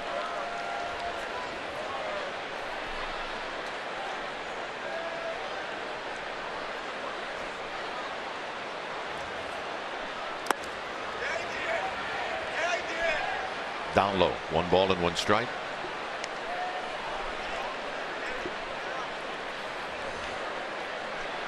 Cantos will sit around low 90s with his average velocity.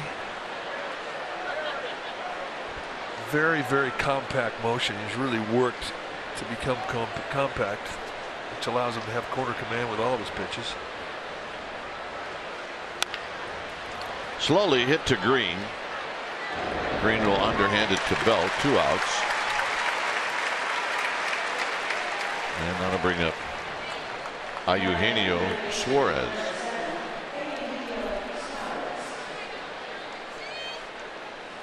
So for Kane, I mean, he's going to be disappointed about the last inning, but he has to be happy with how he threw the ball.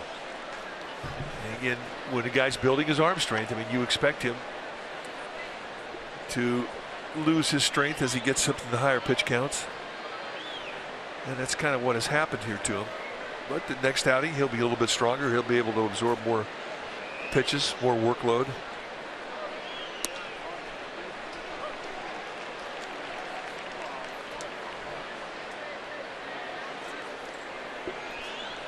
First pitch strike. Suarez singled and scored in the 5th.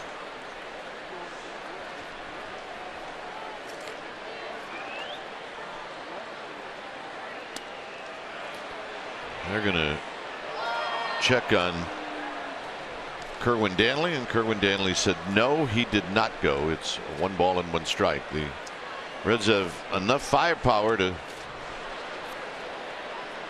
get back in this game. As the Giants at one point led 5-0.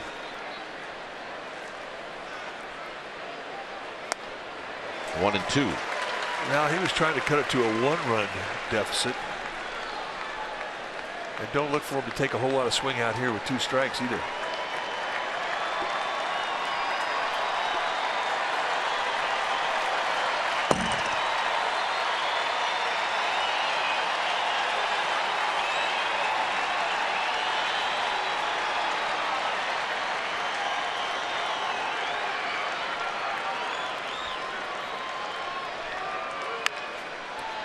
And this is rolled on the ground foul for Coach Sweeney. Nice job.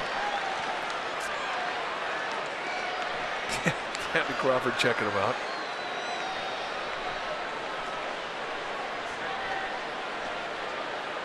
That one right there.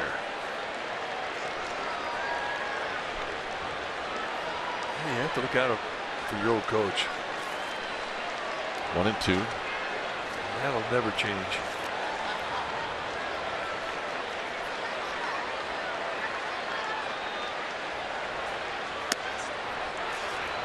Two and two. Plus, when you had the career that Brandon Crawford has had, and the career he had when he was in high school, I mean, I got to believe that he may be the favorite, or at least the top three that Coach Sweeney has ever had. I would say you're probably right. Rolled foul.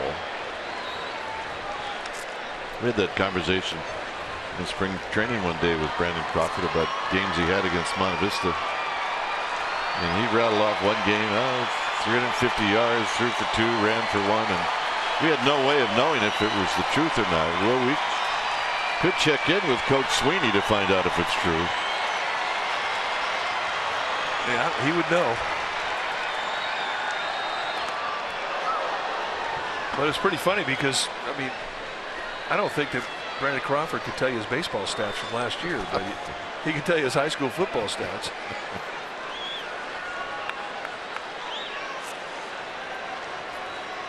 Three and two.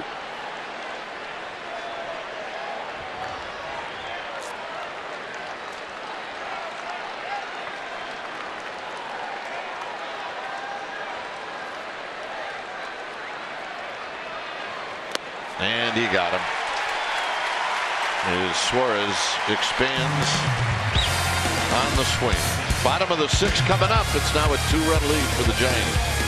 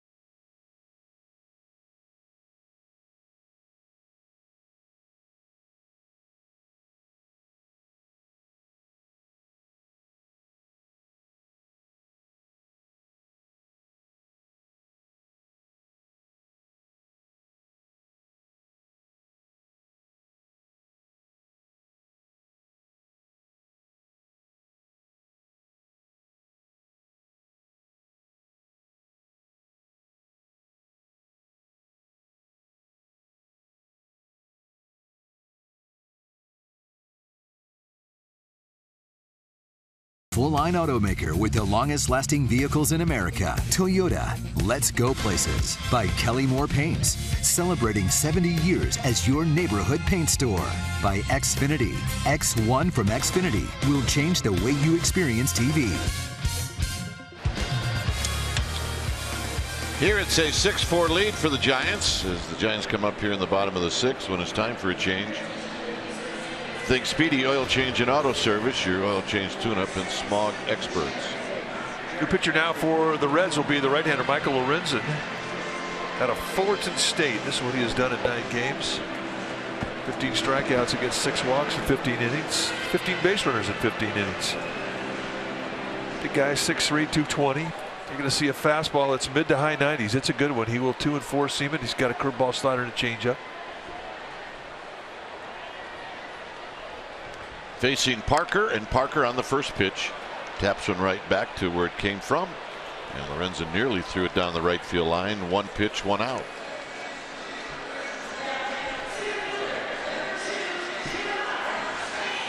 Yeah, he's ready. He's got his beads. He's got a couple of cold ones. He's got his lucky hat on. Good to go.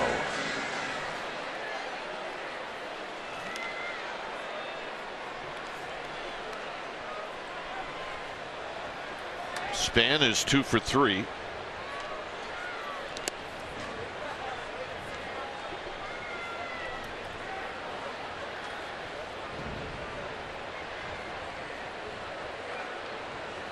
With Pagan to follow. So Cantos does his job. He retires Phillips and Suarez, so he's out of the game.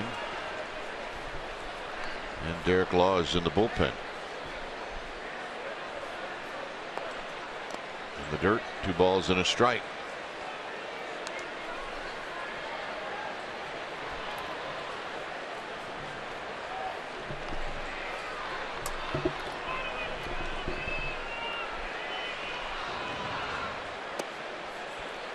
And a lot of sliders, a lot of cutters from Lorenzen. Mentioned him, he's got high velocity with the fastball. Saw him in Cincinnati, and he was high 90s.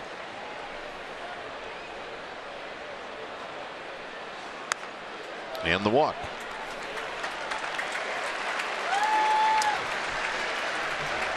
Well, fans, join us on the Giants road trip to Paradise, November 29th through December 4th in Maui.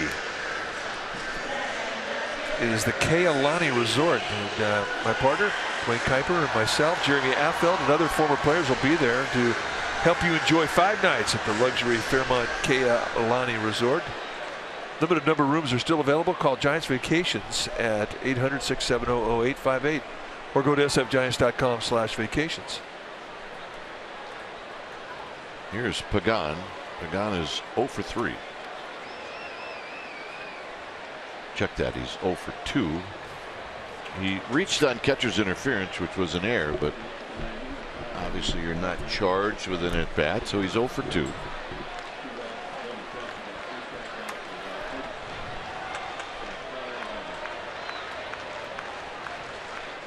Michael Lorenzen.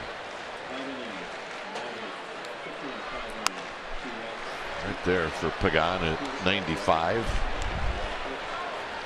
2 balls and 1 strike with Mac Williamson on deck.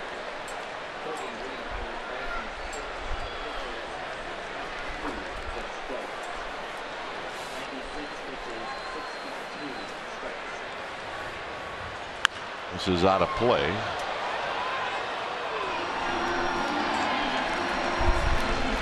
Nice catch. Hey, he put his uni on, brought his glove. He deserves to make a catch. That a bit.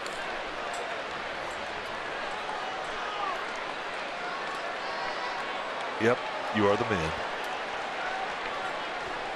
A quick 0-2 to Angel Pagan. And this is another foul out of play, just to our left. Yep, this guy on the left feeling a little better.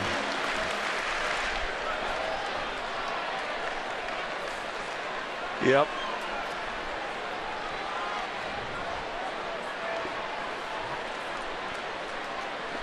He's been thinking about that foul ball he dropped in the first inning the whole night. Double play ball. And that'll go 4-6-3. And Pagan, for the second time in this game, hits into a double play. It remains 6-4 Giants.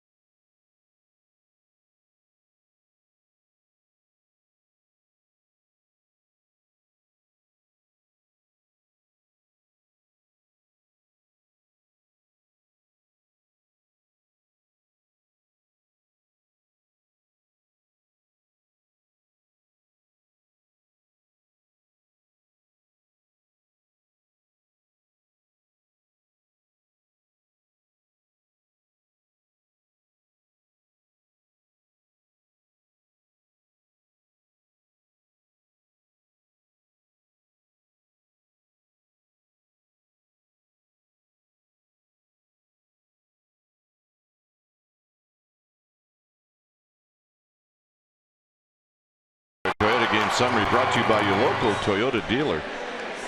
Votto and Duvall, well, they've hit home runs in this game. Matt Kane allowed 4 earned runs and 5 1/3, but he also hit a 3-run home run. And 6 different Giants have scored in this game, and that brings Derek Law in from the bullpen. When it's time for a change, think Speedy Oil Change and Auto Service, your oil change tune-up and smog experts. Derek Law has been very good. You see the numbers: 3-1 with a 2.48 ERA and a strikeout an inning.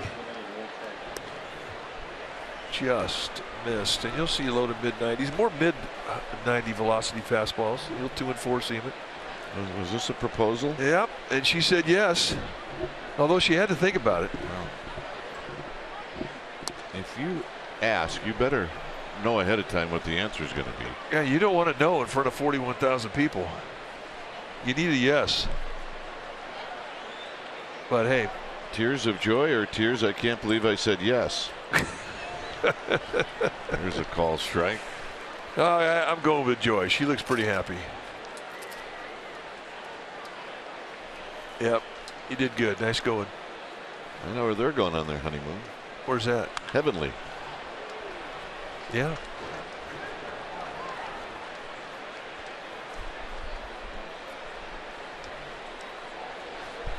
She may work at Heavenly.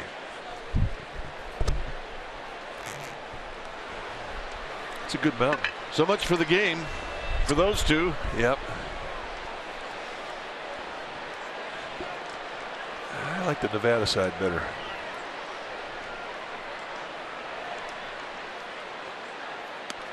Just outside, 3-2.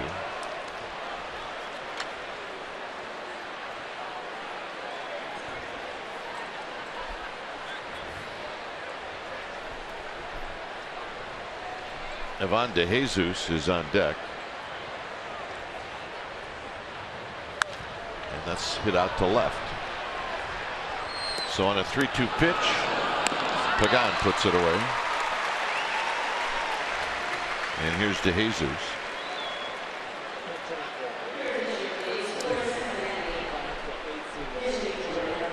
Well, you come to the ballpark, you can get some pins.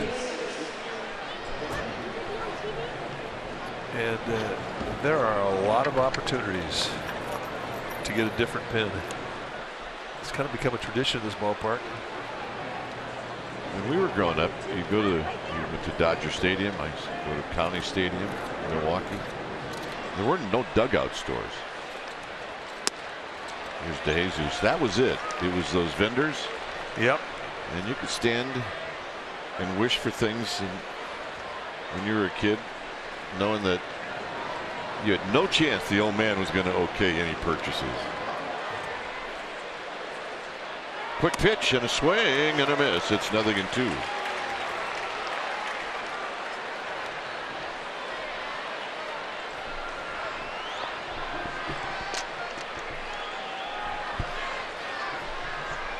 Oh, 2.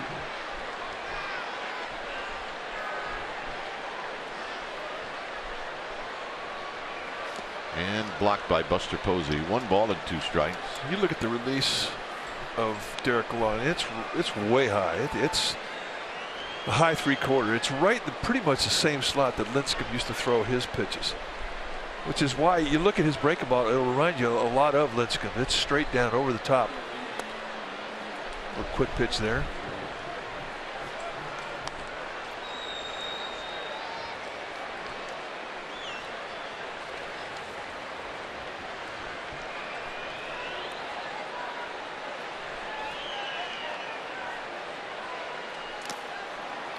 Buster Posey's getting chewed up right now.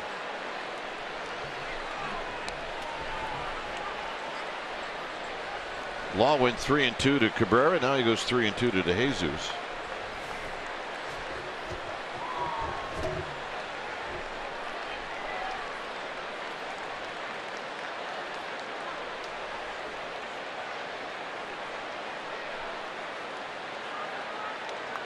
Billy Hamilton is on deck.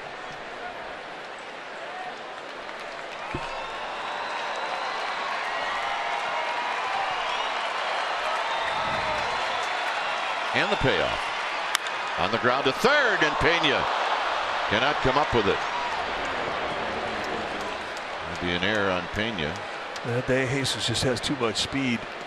Not going to give you a chance to regroup, and Pena may have hurt his hand here. He might have got this one on his wrist.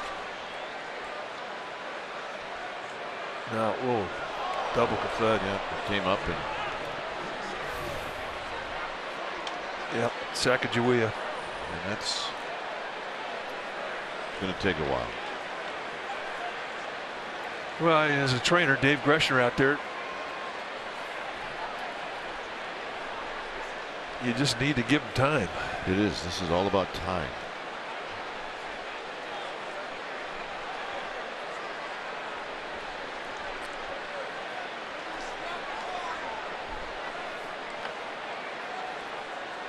Hey, as far as I'm concerned, he can take all the time he wants. Every once in a while we'll run into an infielder that doesn't wear a cut. And there's every reason in the world why you need to if you play on the infield, in the outfield for that matter. I mean, that's 103-mile-an-hour contact coming your way. It hit off the wrist. I mean, it may have taken a little steam off, but not much.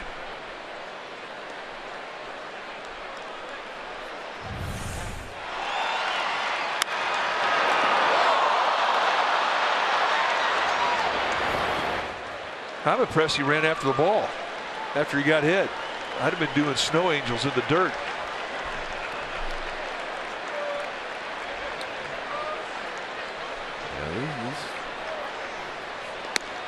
There isn't anybody on the field right now that is wanting Pena to rush this thing. No, take your time.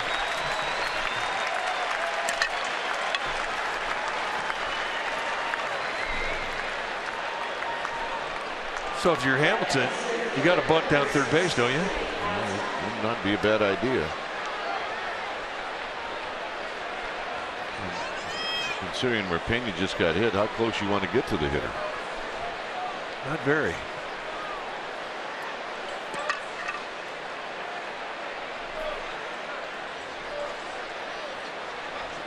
Lopez is getting loose in the bullpen. And a strike, and it's 0-1. So on top of all that, he got an error.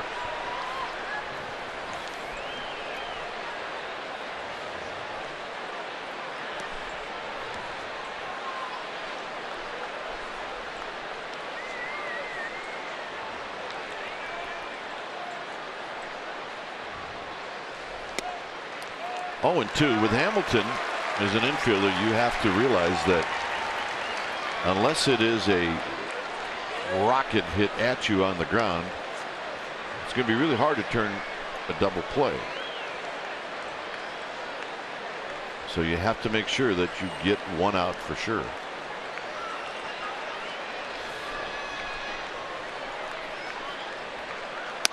There's a high fastball, 1-2. Speed just puts so much pressure on a defense. I mean, in a way, it's better there's a guy at first base because you have the option to take the force out at second if you're a middle infielder. But still, I mean, if you look at where everybody's playing, Hamilton, they're playing in shallow set. Got good speed with the Jesus, and then you got great speed with Hamilton. Got him.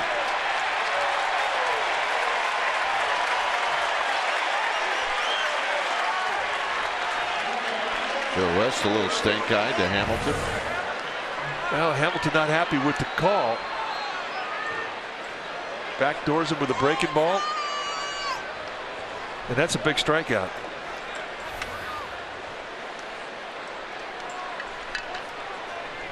Cozart is 0 for 3. A couple of pop-ups and a strikeout.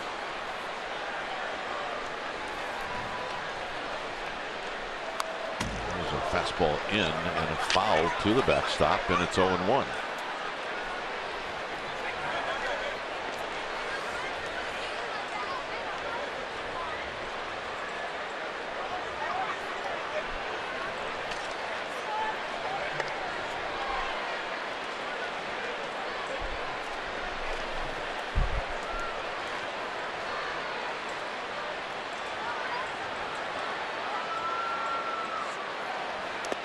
Count low.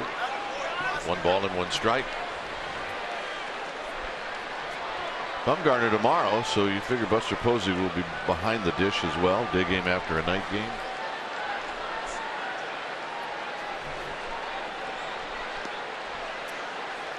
Johnny Cueto on. It'll be what, on Thursday night? Thursday night. Posey probably going to catch that one as well.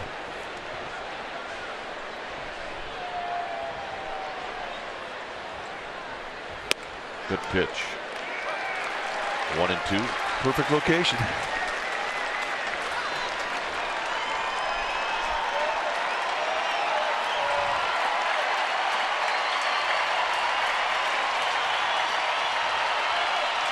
Derek Law trying to pitch through the air.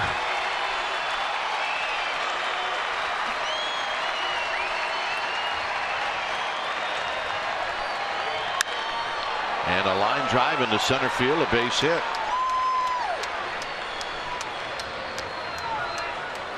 And with Votto coming up, it's going to be Javier Lopez coming in.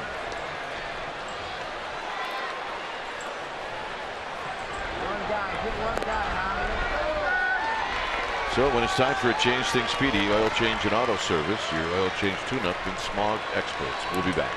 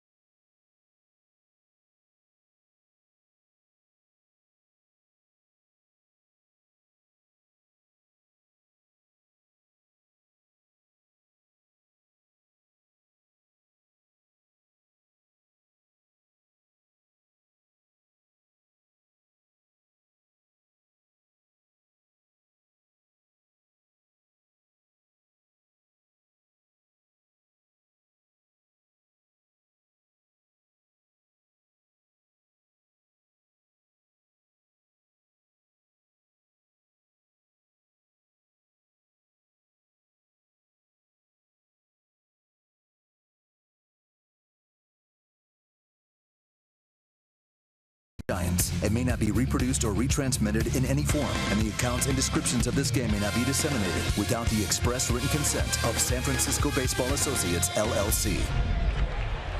Giants with a 6-4 lead as Javier Lopez faces Joey Votto. So the numbers for Javier Lopez, 44th time that he is coming in, and he's going to face at least one tough lefty, possibly two.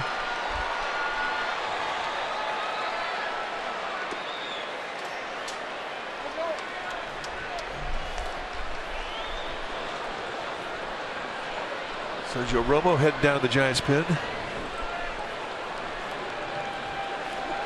Faced Votto in the game last night, and Votto rolled out to second base. Here he takes low. It's 2 balls and no strikes. Neither Votto or Jay Bruce on deck have had any great success against Javier Lopez. Votto 1 for 11. Bruce 2 for 18. And this is pulled on the ground foul. Votto hit a home run in the 4th. And to say who's hotter, Votto or Bruce, I mean, it's kind of a coin toss right now. They're both hot. As you see the swing of the bat from Votto earlier in the game. Now Bruce has homered in the last 3 games coming into tonight.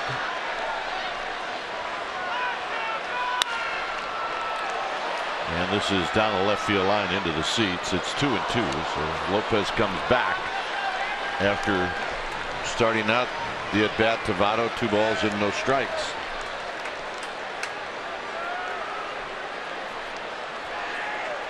We need to get that haircut. Looks like it's high maintenance to me.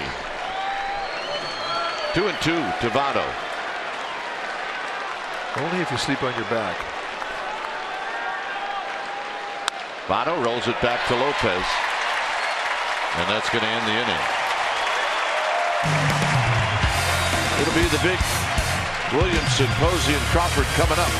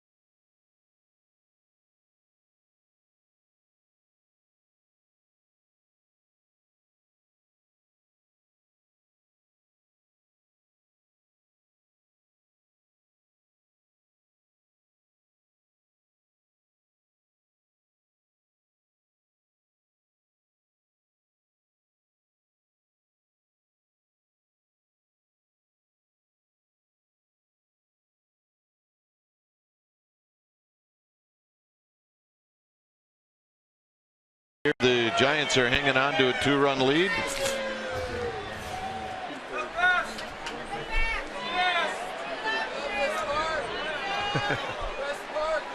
Blake Wood, the new pitcher now for the Reds. 44th time he's come in. He's a hard thrower. And he throws a strike to Mac Williamson.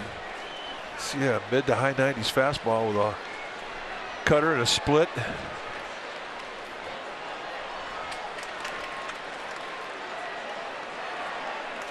Blake Wood, a big fella, 6'5", 240.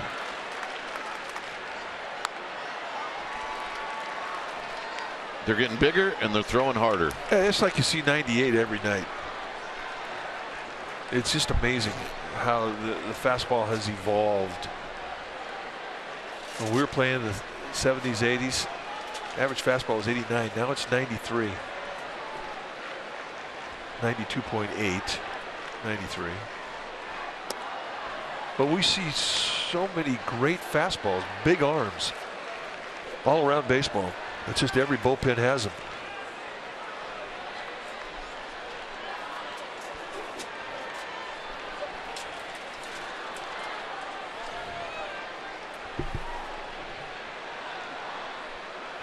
Williamson, base hit. 2-hit night for Mac Williamson. Remember, the big guys, those ground balls get through the infield a little quicker. Yeah, they do. I mean, Suarez is thinking, you know what, I got a shot at this. I don't. Limit your range. That's something I never even considered till you brought it up one night in the broadcast. Of course, I never had to stand out there in the infield and feel something coming off the bat at 105. You think you got it, and then when it gets by you, you realize that Jim Rice hit it. Mister takes a call strike. Well, Ramiro Pena is still trying to find the comfort zone. Ron Wotus, his infield instructor, coming over. Commiserate. Yeah, Votti's got, he's got the things that'll make you laugh for every situation. As an infielder, you don't want him to pull out the getting hit there jokes. Yeah, no. Those are not funny. I mean, everybody else maybe, but not the guy sitting in the seat. 1 ball and 1 strike. Buster with a healthy rip. It's 1-2. They're the kind of swings you like to see Buster Posey take. Well, especially against a hard thrower. We think he's the best fastball hitter the Giants have.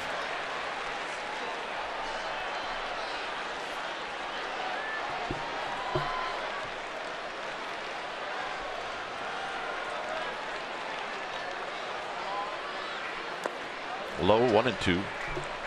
Or make it 2-2. Time and time again, we see the guys with the best fastballs in the league, and Posey squares them up. I mean, it's hard to throw a fastball by him.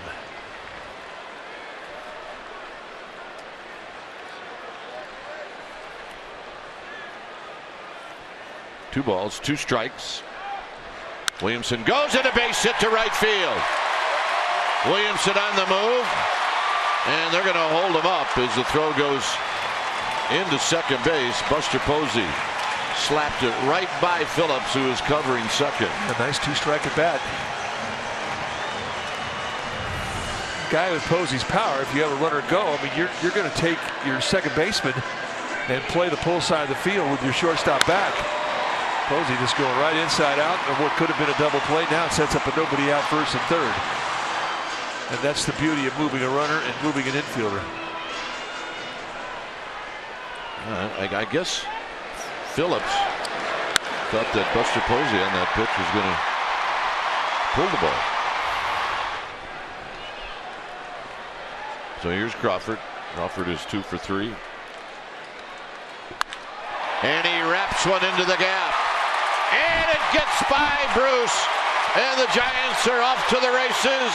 And Crawford headed to third. And for Coach Sweeney, he's got a stand-up triple. How about that? Yep. Brandon Crawford putting on a 3-hit night for his old coach, the ball dude. 2-seam fastball right out on a tee, belt high, and Crawford finds a gap. And once it gets past Bruce and triples alley, it's an easy triple, his 5th of the year.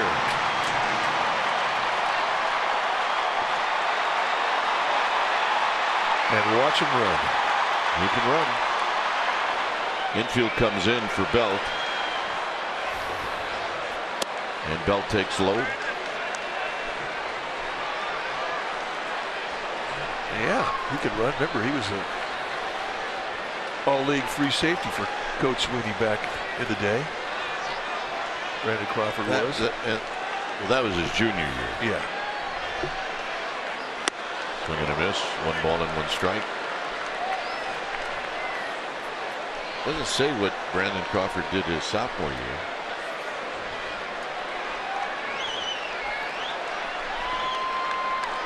One ball and 1 strike. I guess maybe did whatever he wanted to do. Yep.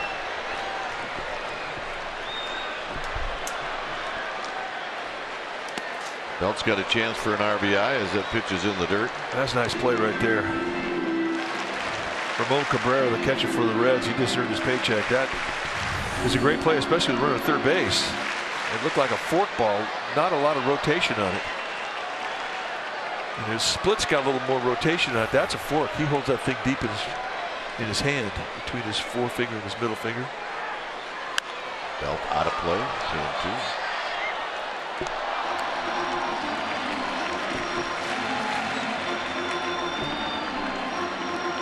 Reds bullpen this year has been an Achilles heel, although they have sort of ironed it out the last 15 games. Ryan Price really has had a project with the Reds bullpen, and he's really made progress with it.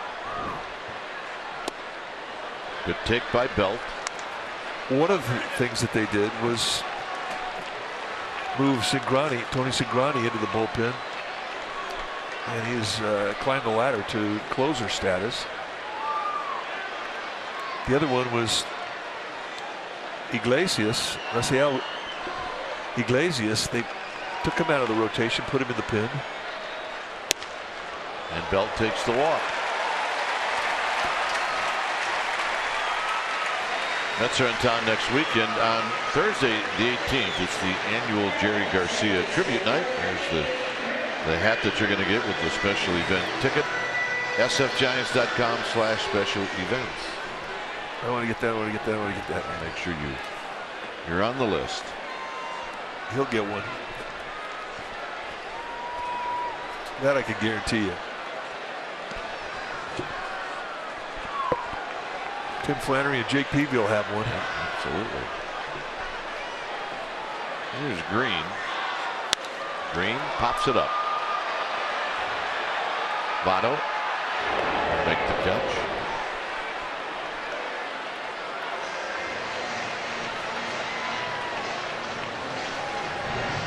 There's Giants pre and post game live. It's Greg Papa and Sean Estes. Yep. $1 million smile. You guys do a great job. Greg Papa could do anything. Any sport, anything. Give him a microphone and he's going to make it work. Hunter Gillespie is going to pinch hit.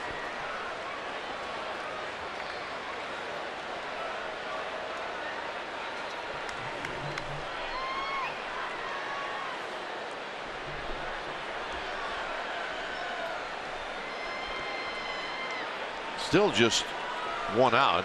Giants can tack on another one here with a fly ball. And a strike, and it's 0-1.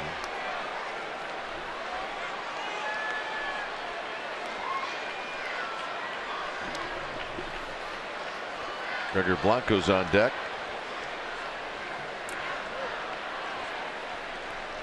Giants lead is now back to 4.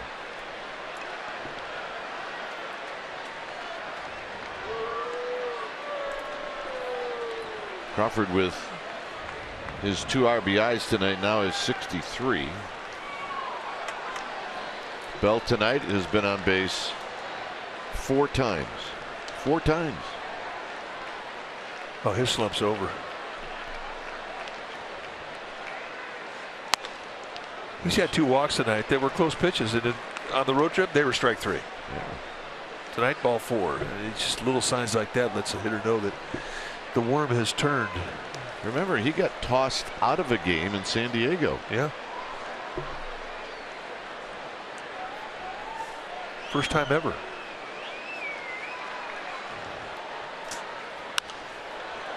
Out of play. Did you ever get tossed out of a game?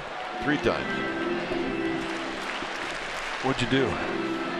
I very respectful. I've argued and I got out of there. Did Eddie Montague get you? No. There's Eddie. I wouldn't give Eddie the privilege. Well, Eddie had short fuse. You could say one thing, but don't try and say a second thing.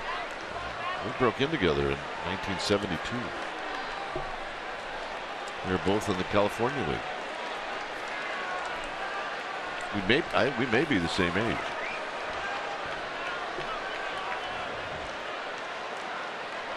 Now, Eddie Montague was a good umpire. 1-2. Shot up the middle and a base hit, and that's going to knock in Crawford. And the Giants now lead 9-4.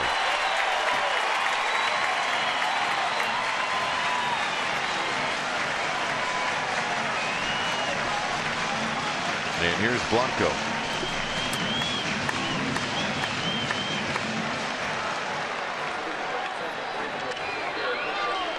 See, the gentleman to the left of Brian Price is our old friend Jim Riggleman, who is the third base coach here. Former manager of the Padres and the Nationals, the Cubs. There's Rig. Yeah, he may not be the third base coach. He was last year. He's the bench coach now. And he's a very close friend of Giants manager Bruce Bochy. When Jim Riggleman managed in San Diego, Bruce Bochy was on his staff. He is a true baseball man. Yeah, good baseball man. And I think if you were to sum up his life, you said that, he'd be real happy with he'd be happy with that. I mean, he's done many more things than that, but he's a baseball man.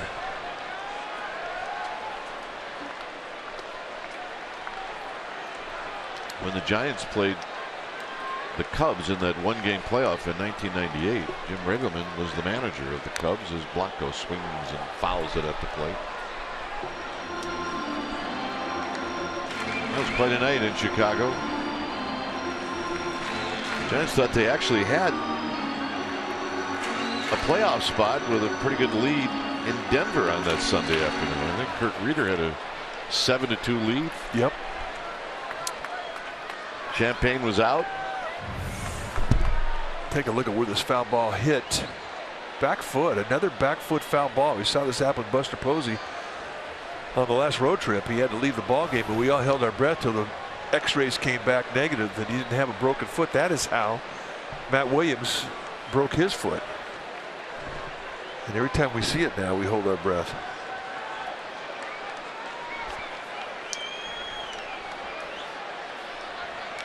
Yeah, Nafi Perez broke our hearts that day. Yes, he did.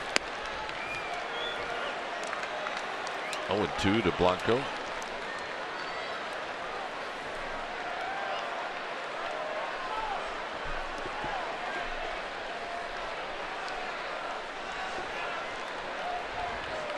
Belt at second. Gillespie at third, or at first, and there's a foul out of play.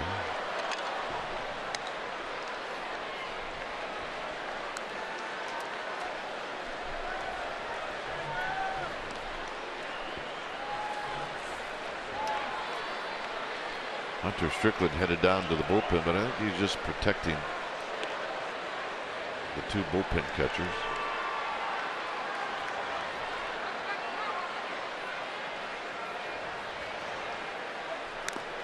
Blanco stays alive.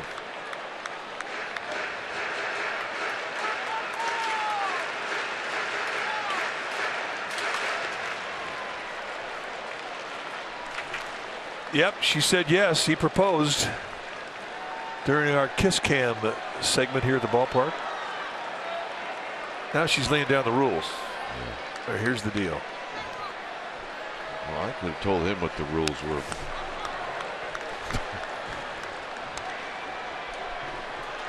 Yep.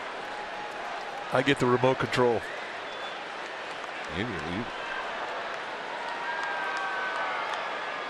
Yep. Oh, yeah, I'm telling you, man. Don't argue. I think they got an arbitrator there. He was right. Yeah, third-year law student.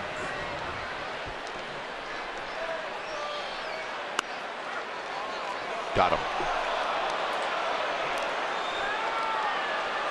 Less than enthusiastic Gregor Blanco on that call, and here's Spain. First deal you have to make is Sunday football games. What do I do to get those 6 hours? Well, go to church early. And then you work from there.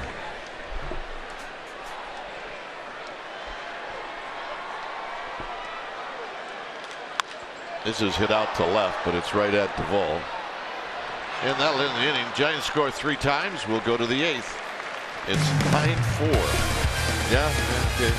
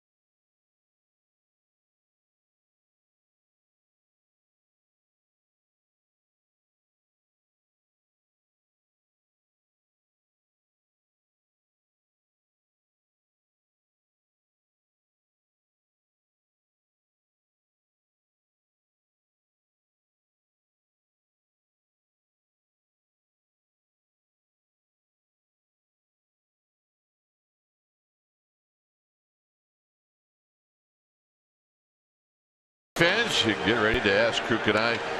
We'll answer some of the Facebook questions on air throughout Wednesday's game. They're currently taking questions, so head to facebook.com/CSNBear and submit your questions right now. Giants with a 9-4 lead. So the new pitcher now for Bruce Bochy will be Sergio Romo. 11th game that he has come into since coming off the DL. And he's been throwing the ball great. Just 4 base runners in 8 innings. 6 strikeouts against 1 walk. Hit deep to right and gone. On 1 pitch, Jay Bruce says, "I'm still hot." Well, just be thankful he did do that in 2012. Yeah. A little bit of revenge for Bruce, but probably not enough.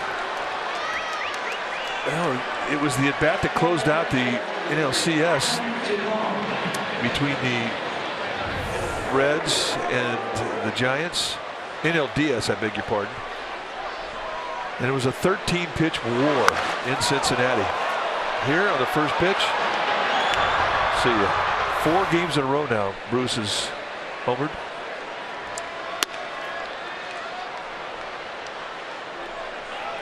Giants would go on to win. They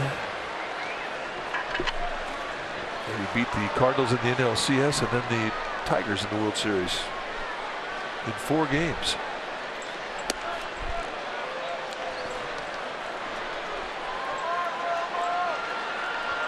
Adam Duvall hit a home run in his last at bat.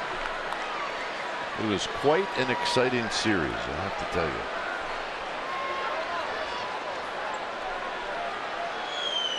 Duvall got a pitch up and he fouls it back. Well, that series is amazing because if you go back and look at the history going into that series, the way the Giants played in Cincinnati, it wasn't good. And it was a 5-game series. The first 2 games were played here in San Francisco, and the Reds just blew up the Giants. Giants go back into Cincinnati 0-2, and they would take all 3 games against the Reds. Hit high and deep to left. It is gone. Wow. Second homer tonight for Duvall. That's number 25 on the year.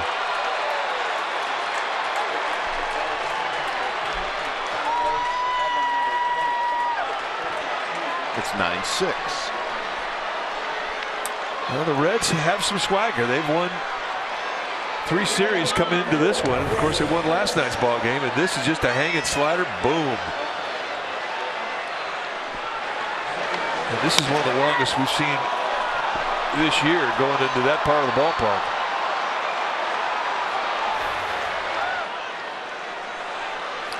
So here's Phillips, who's 0 for 3.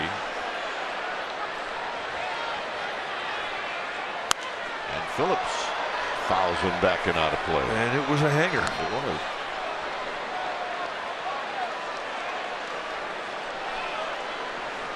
And well, they're measuring that one out at 447 for Adam Duvall.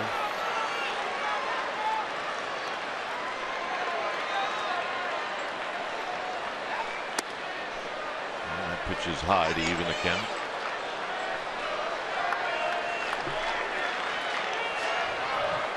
That one felt good for Adam Duvall. Did not feel good for the guy that threw the pitch.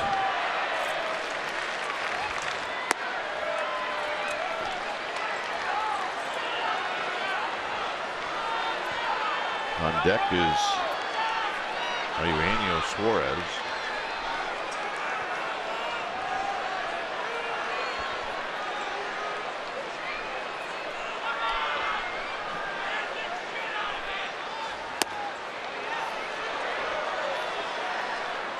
When you talk about back-to-back home runs, I don't recall it ever happening to Sergio Romo. Either. I mean, he's not a guy that gives up many home runs, period. For him to give up back-to-back, rare.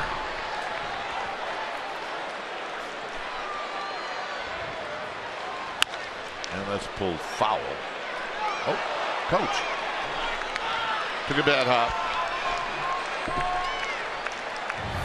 Well, I don't know if ball dudes were Cubs. Yeah. Took it back.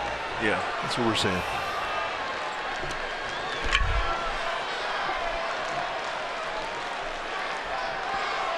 Three and two.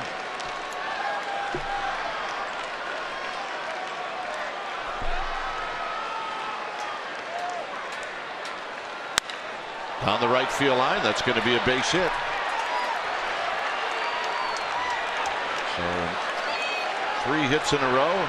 Dave Righetti's going to go out. Bochy's going to walk down the steps, talk to Mark Gardner, and we're going to get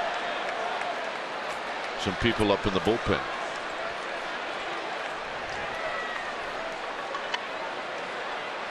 Giants have 4 bullpenners left. One lefty, Josh Osich, Santiago Casilla, Hunter Strickland, and Albert Suarez all available.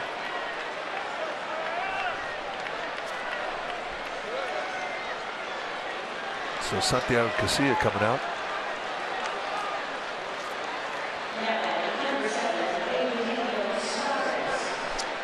Suarez is 1 for 3.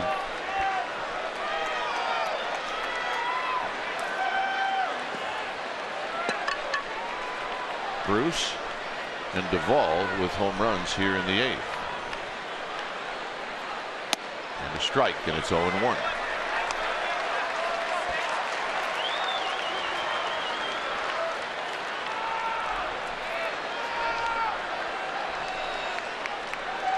Ohlendorf getting ready to start throwing.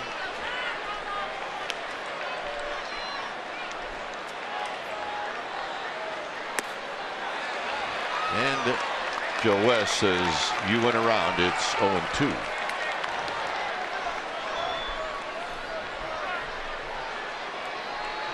Ramon Cabrera is on deck.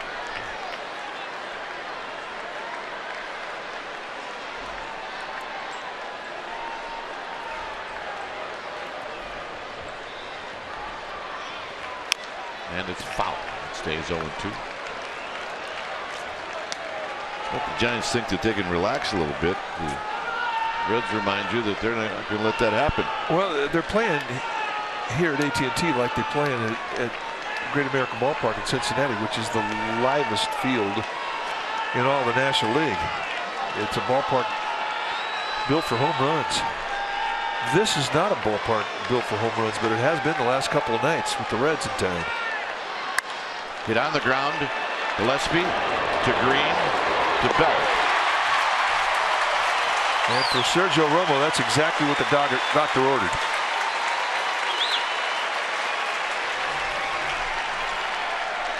So 2 outs and nobody on, and the hitter is Cabrera.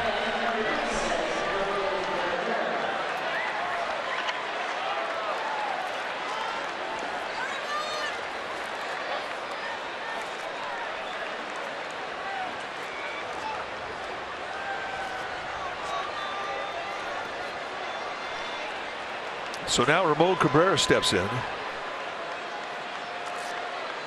with nobody on. A whole different set of rules thanks to the double play, and very quickly a strike 1 on a changeup from Romo, a pitch he learned at the big league level and really has been a good weapon for Romo against lefties throughout his career. Romo yesterday showed me his gold card. That's what they give you after 8 years of service. Green at second. We'll talk a little bit about that more when we come back. It's 9-6 Giants.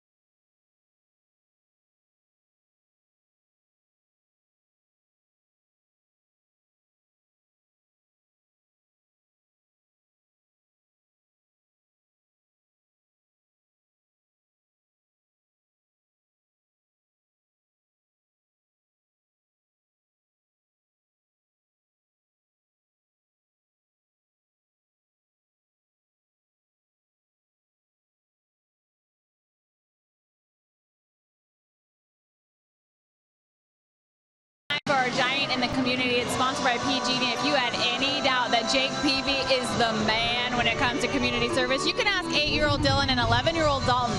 They arrived here today all the way from Kansas City because they won an auction item of which Peavy donated to Musicians on Call, a pitching experience. Of course, Jake gave him a tour of the entire location, showed him how to do everything here at AT&T Park, and spent about an hour and a half. It was supposed to be a 30-minute session. They loved every minute of it. Jake Peavy, the man.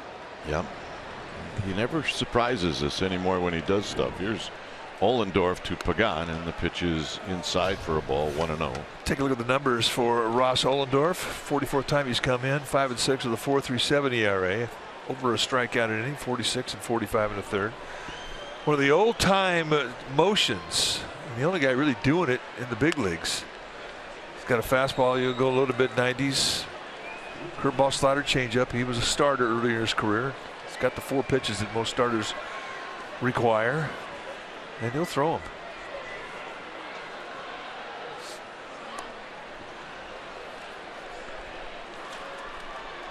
Ollendorf came up with the Yankees, then he went to Pittsburgh for a while, then he was a Padre, a National, Ranger, Royal, and now a Red.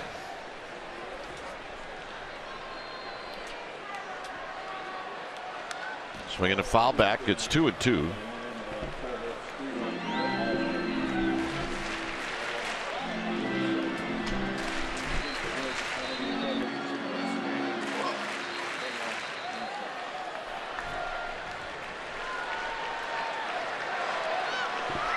Well, the first time that he's ever given up 2 home runs in a game, let alone back-to-back. That's why we couldn't remember it. Got him. Pagan's not happy with Joe West, and you better be careful. He threw him out. Tried to tell him.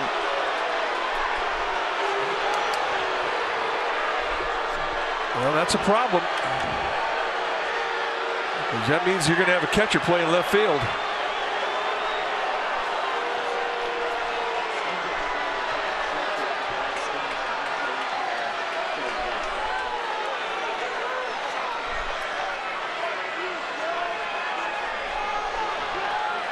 Giants have 1 extra man left on the bench, and that's Trevor Brown. Now, he's played some outfield in his career. And I believe his career, I mean, we're talking about in college. I don't know if he's played professionally in the outfield.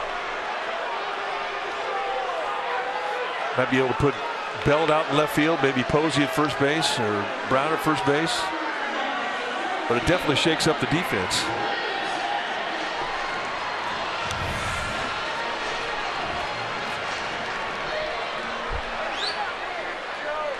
Well, it's definitely a pitcher strike. And it's not like we haven't seen it called before. So Mac Williamson takes a pitch high and away.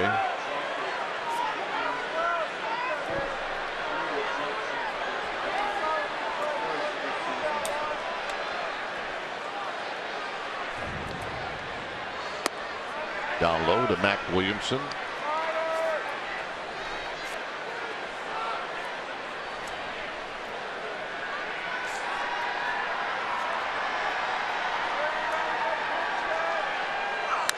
Foul back. 2 balls and 1 strike.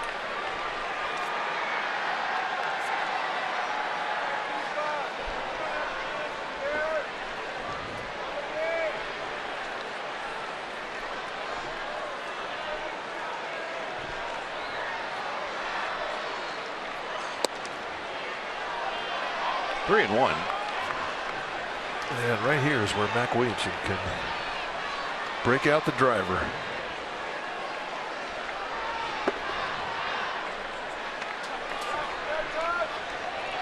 And let's see if he breaks out the driver. Well, kind of. It's 3 balls and 2 strikes. Wasn't exactly the driver that I. Well, yes, that would be my driver, not his. It's 3 and 2. I did expect a little more. I got to be honest with you. But I mean, look, not a whole lot you're going to do with that perfect location, knee high on the outside corner. Ollendorf made a good pitch.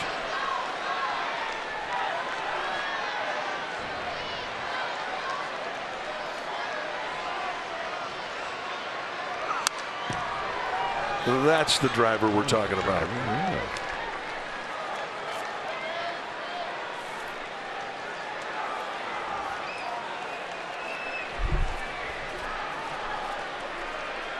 Casilla ready. He will pitch the 9th.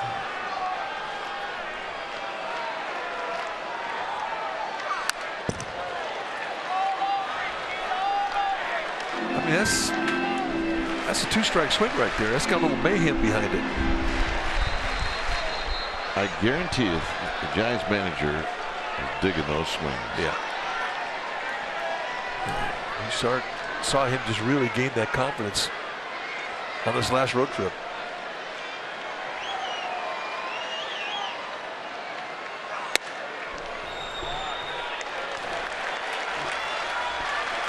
Just a bit outside. Yeah, we had our gentleman deliver a baseball to our young man that just couldn't hang on to it. Mike signed it. I signed it. Mike said something like, really nice catch. Yeah. And I think the only one that didn't enjoy it was him. Said next time bring your glove, meat. Yeah. And gave us the stink eye, but all in good fun. Buster Posey takes high.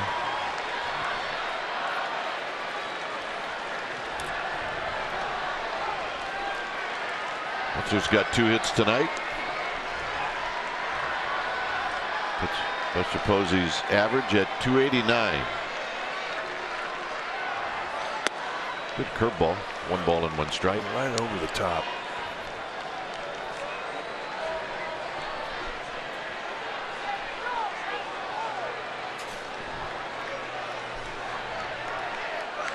And tight as it moves Buster Posey back off the plate.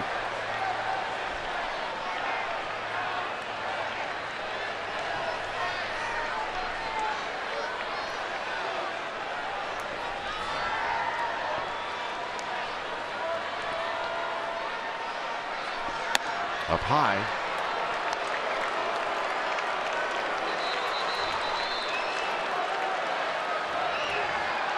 I think about having a big windup like Ollendorf has. I mean, you're not able to have a big windup out of the stretch. I mean, you've got to be quick out of the stretch.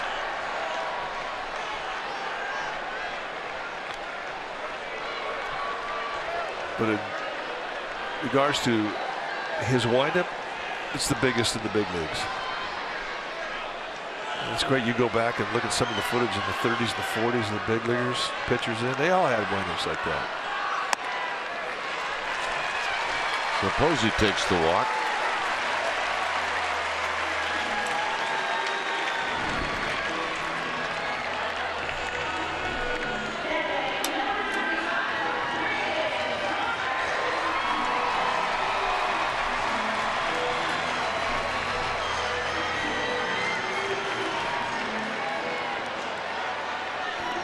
Crawford. Crawford's had 3 hits tonight. His last hit, the best of them all, a triple to not get a pair of runs.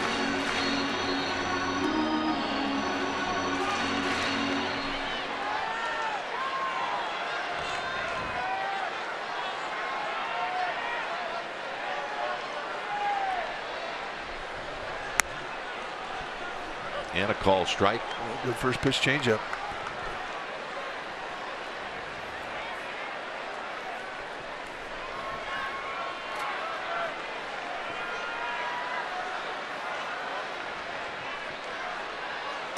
Swing and a miss. Another than 2. Saw 5 home runs in last night's ball game. We've seen 5 home runs tonight in this game. We're just not used to that many home runs in this ballpark. Well, Matt Kane, we almost forget that in the 2nd inning he hit a 3-run home run.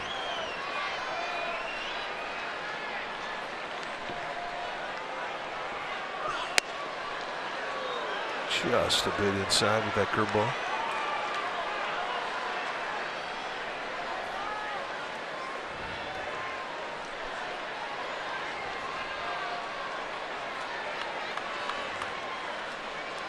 Pretty straight away in the outfield. They take away the gap in right center, give him the line. That's the only difference. So Crawford is gone, 2 down, and here's Belt.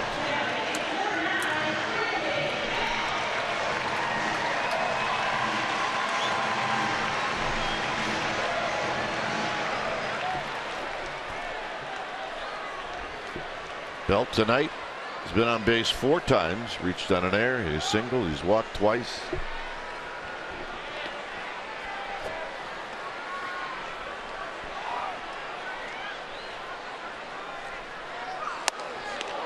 Look out. A little sniffer. Start off the at bat. And what is high and tight set up? Soft away. Or you go high and tight again. Like that. Right on the inside corner.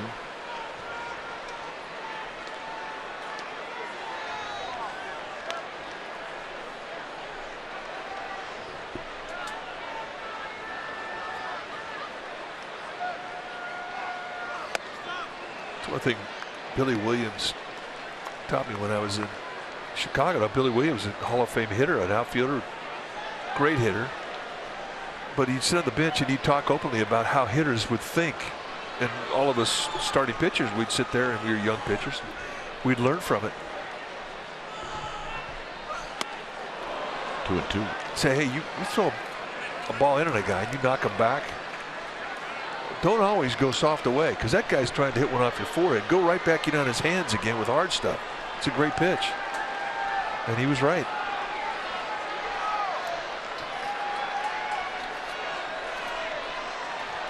Hard in sets up hard in. Belt another 3-2 count.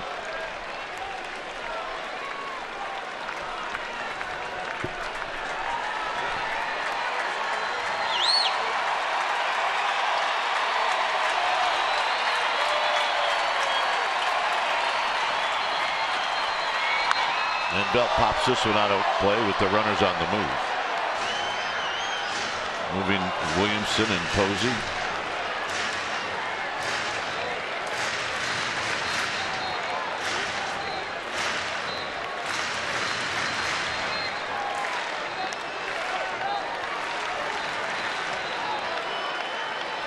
They've been staying on that inside corner with hard stuff.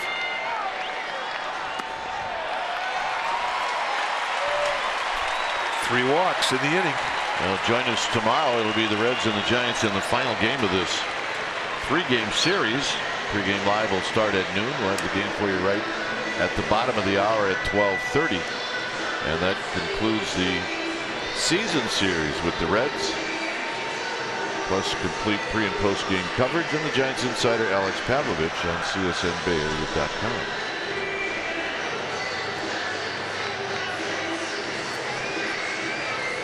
So, Mac Jenkins, pitching coach, heading back to the Reds bench.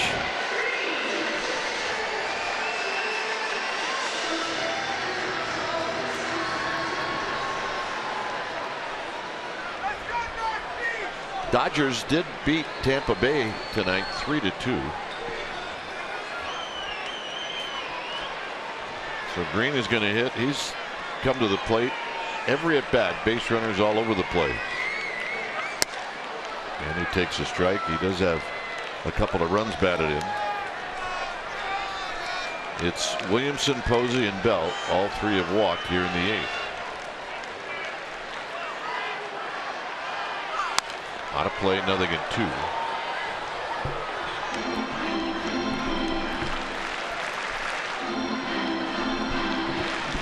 Connie Gillespie on deck. Would love to get a chance to hit this inning.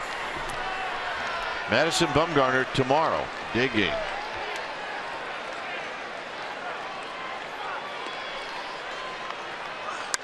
And this pop-up to center field should end the inning. And it's going to be Cozart who makes the catch. And we will head to the 9th with Santiago Casilla coming out. 9-6.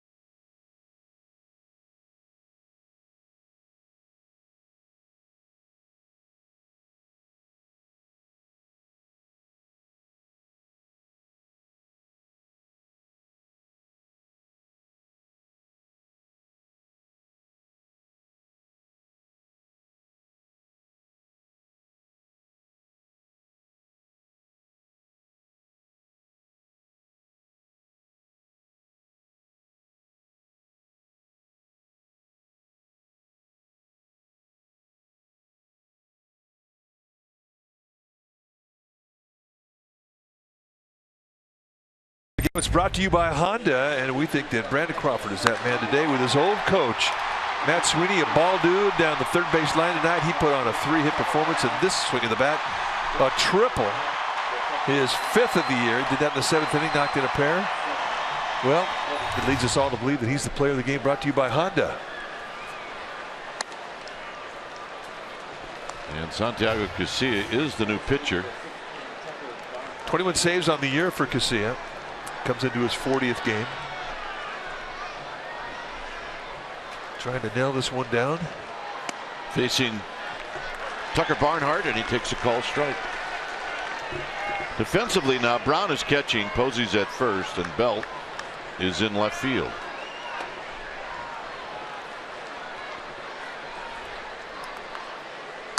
On the ground, foul behind Billy Hatcher. Heads up, Coach Sweeney.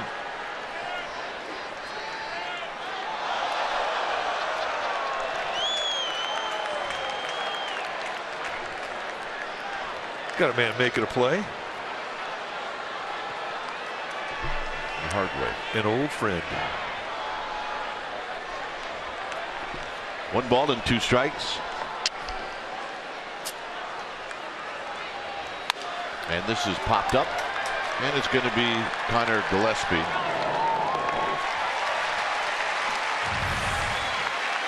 Let's take a look. I got this one. I got the whoa. Ouch. Once you get the momentum of the boiler, it's hard to stop it. Boiler's got a mind of its own. Got a couple of shin burgers there. Here's Hamilton. Hamilton 2 for 4. Look out. Hamilton getting out of the way. Fast guys don't like to get hit in the feet. They do not.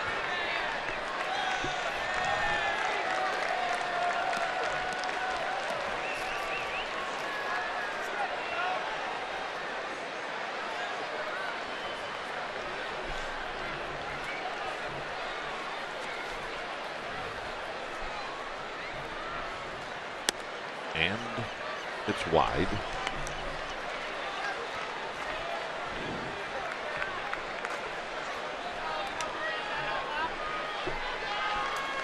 Two and 0.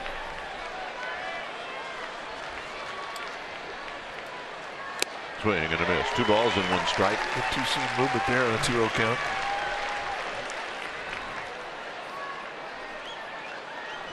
It's just amazing how speed, you're so aware of speed, power and speed. You just know where it is at all times in the lineup. And the one thing you can't do is walk speed, especially with a 3-run lead. And Casilla knows that.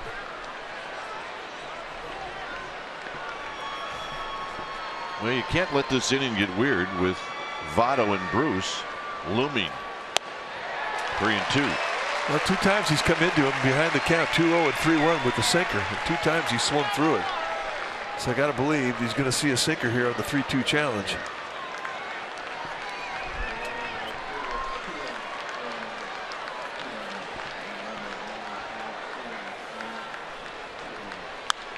And that's fouled out of play.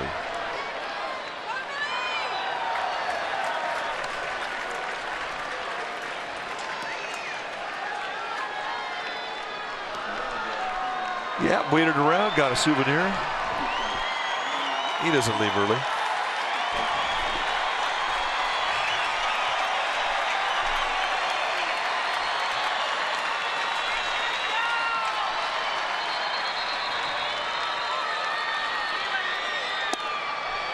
And the walk.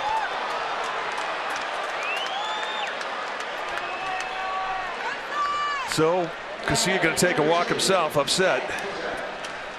And that's the last thing he was trying to do.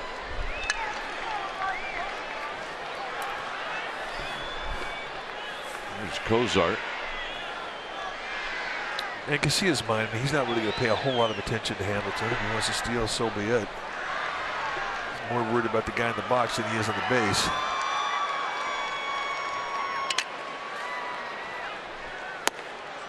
Low, 1 ball and no strikes.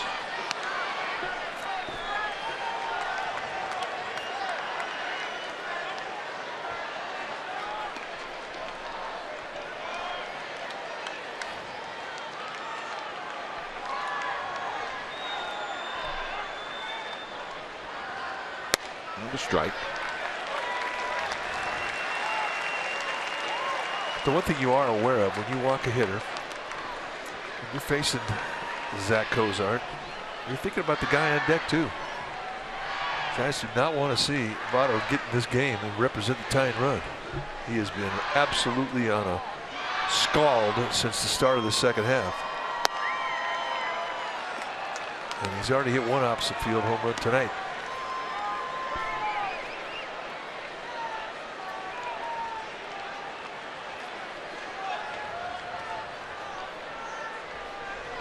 Two balls and a strike. And a base hit to right field.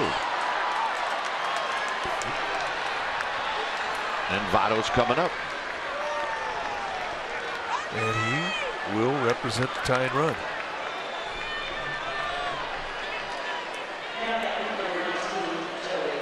So a nice at bat from Cozart going the opposite way to set up the scenario for Votto.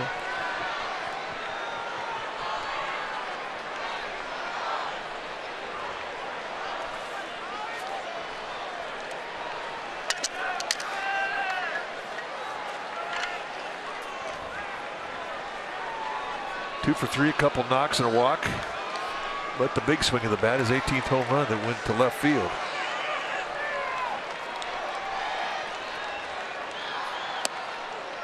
One ball and no strikes.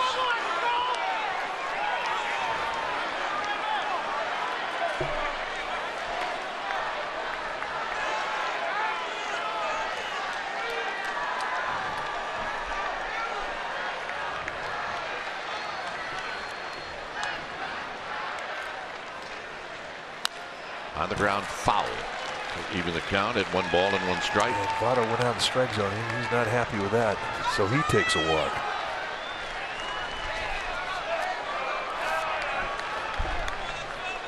Garcia very equipped with his arsenal of pitches to get a ground ball that could get a double play. Good two-seam fastball, good hard cutter.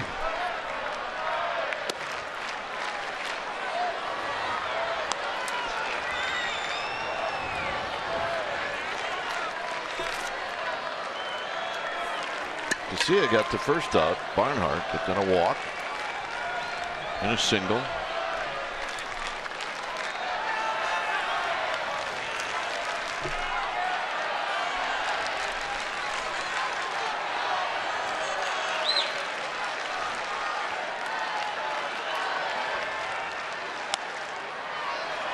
So now with the 3-1 count, Votto in the driver's seat. Total count leverage.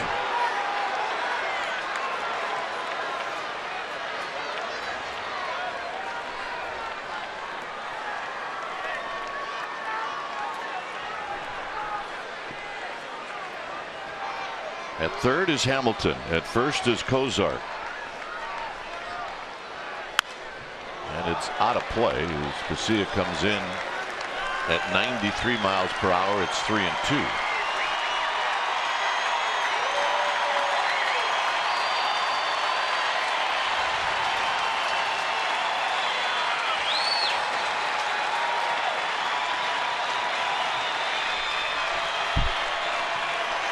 It is let's go Giants time.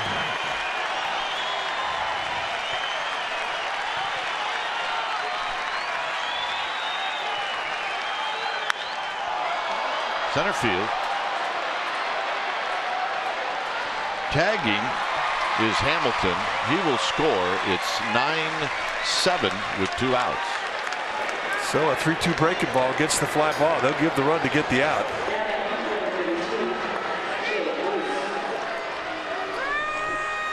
And here's Jay Bruce,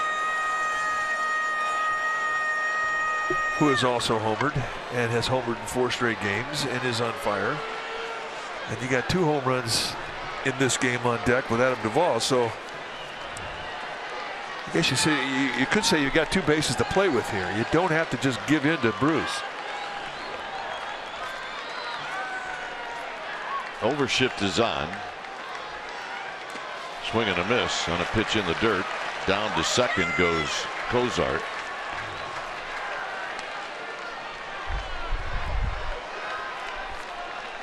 Garcia rubs up the baseball.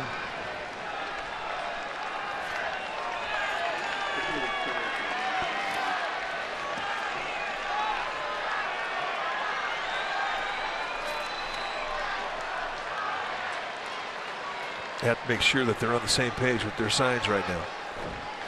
Runner at second. And I'm sure it's the same one that they had at the start of the inning, but I think for whatever reason Brown wants to go out there and make sure, and I don't blame him. Not the time to get crossed up.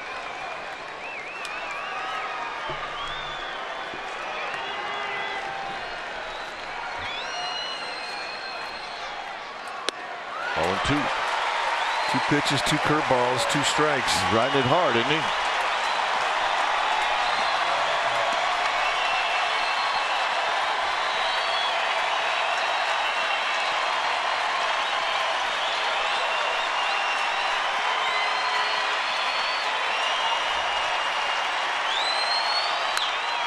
On the ground, foul.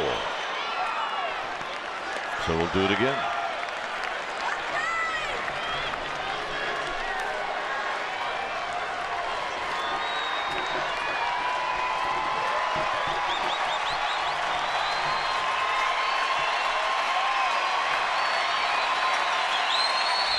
Pitch number 25 for Garcia here in the ninth. It's been all curveballs up to now.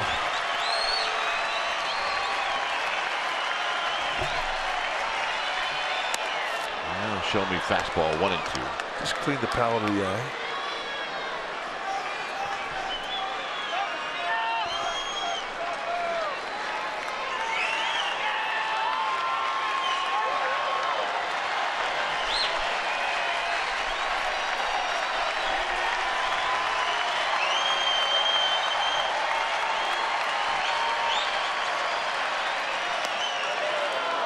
So breaking ball just a little low, a little wide,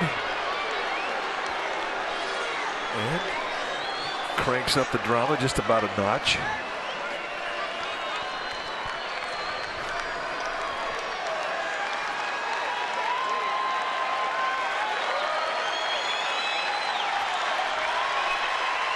They're fired up.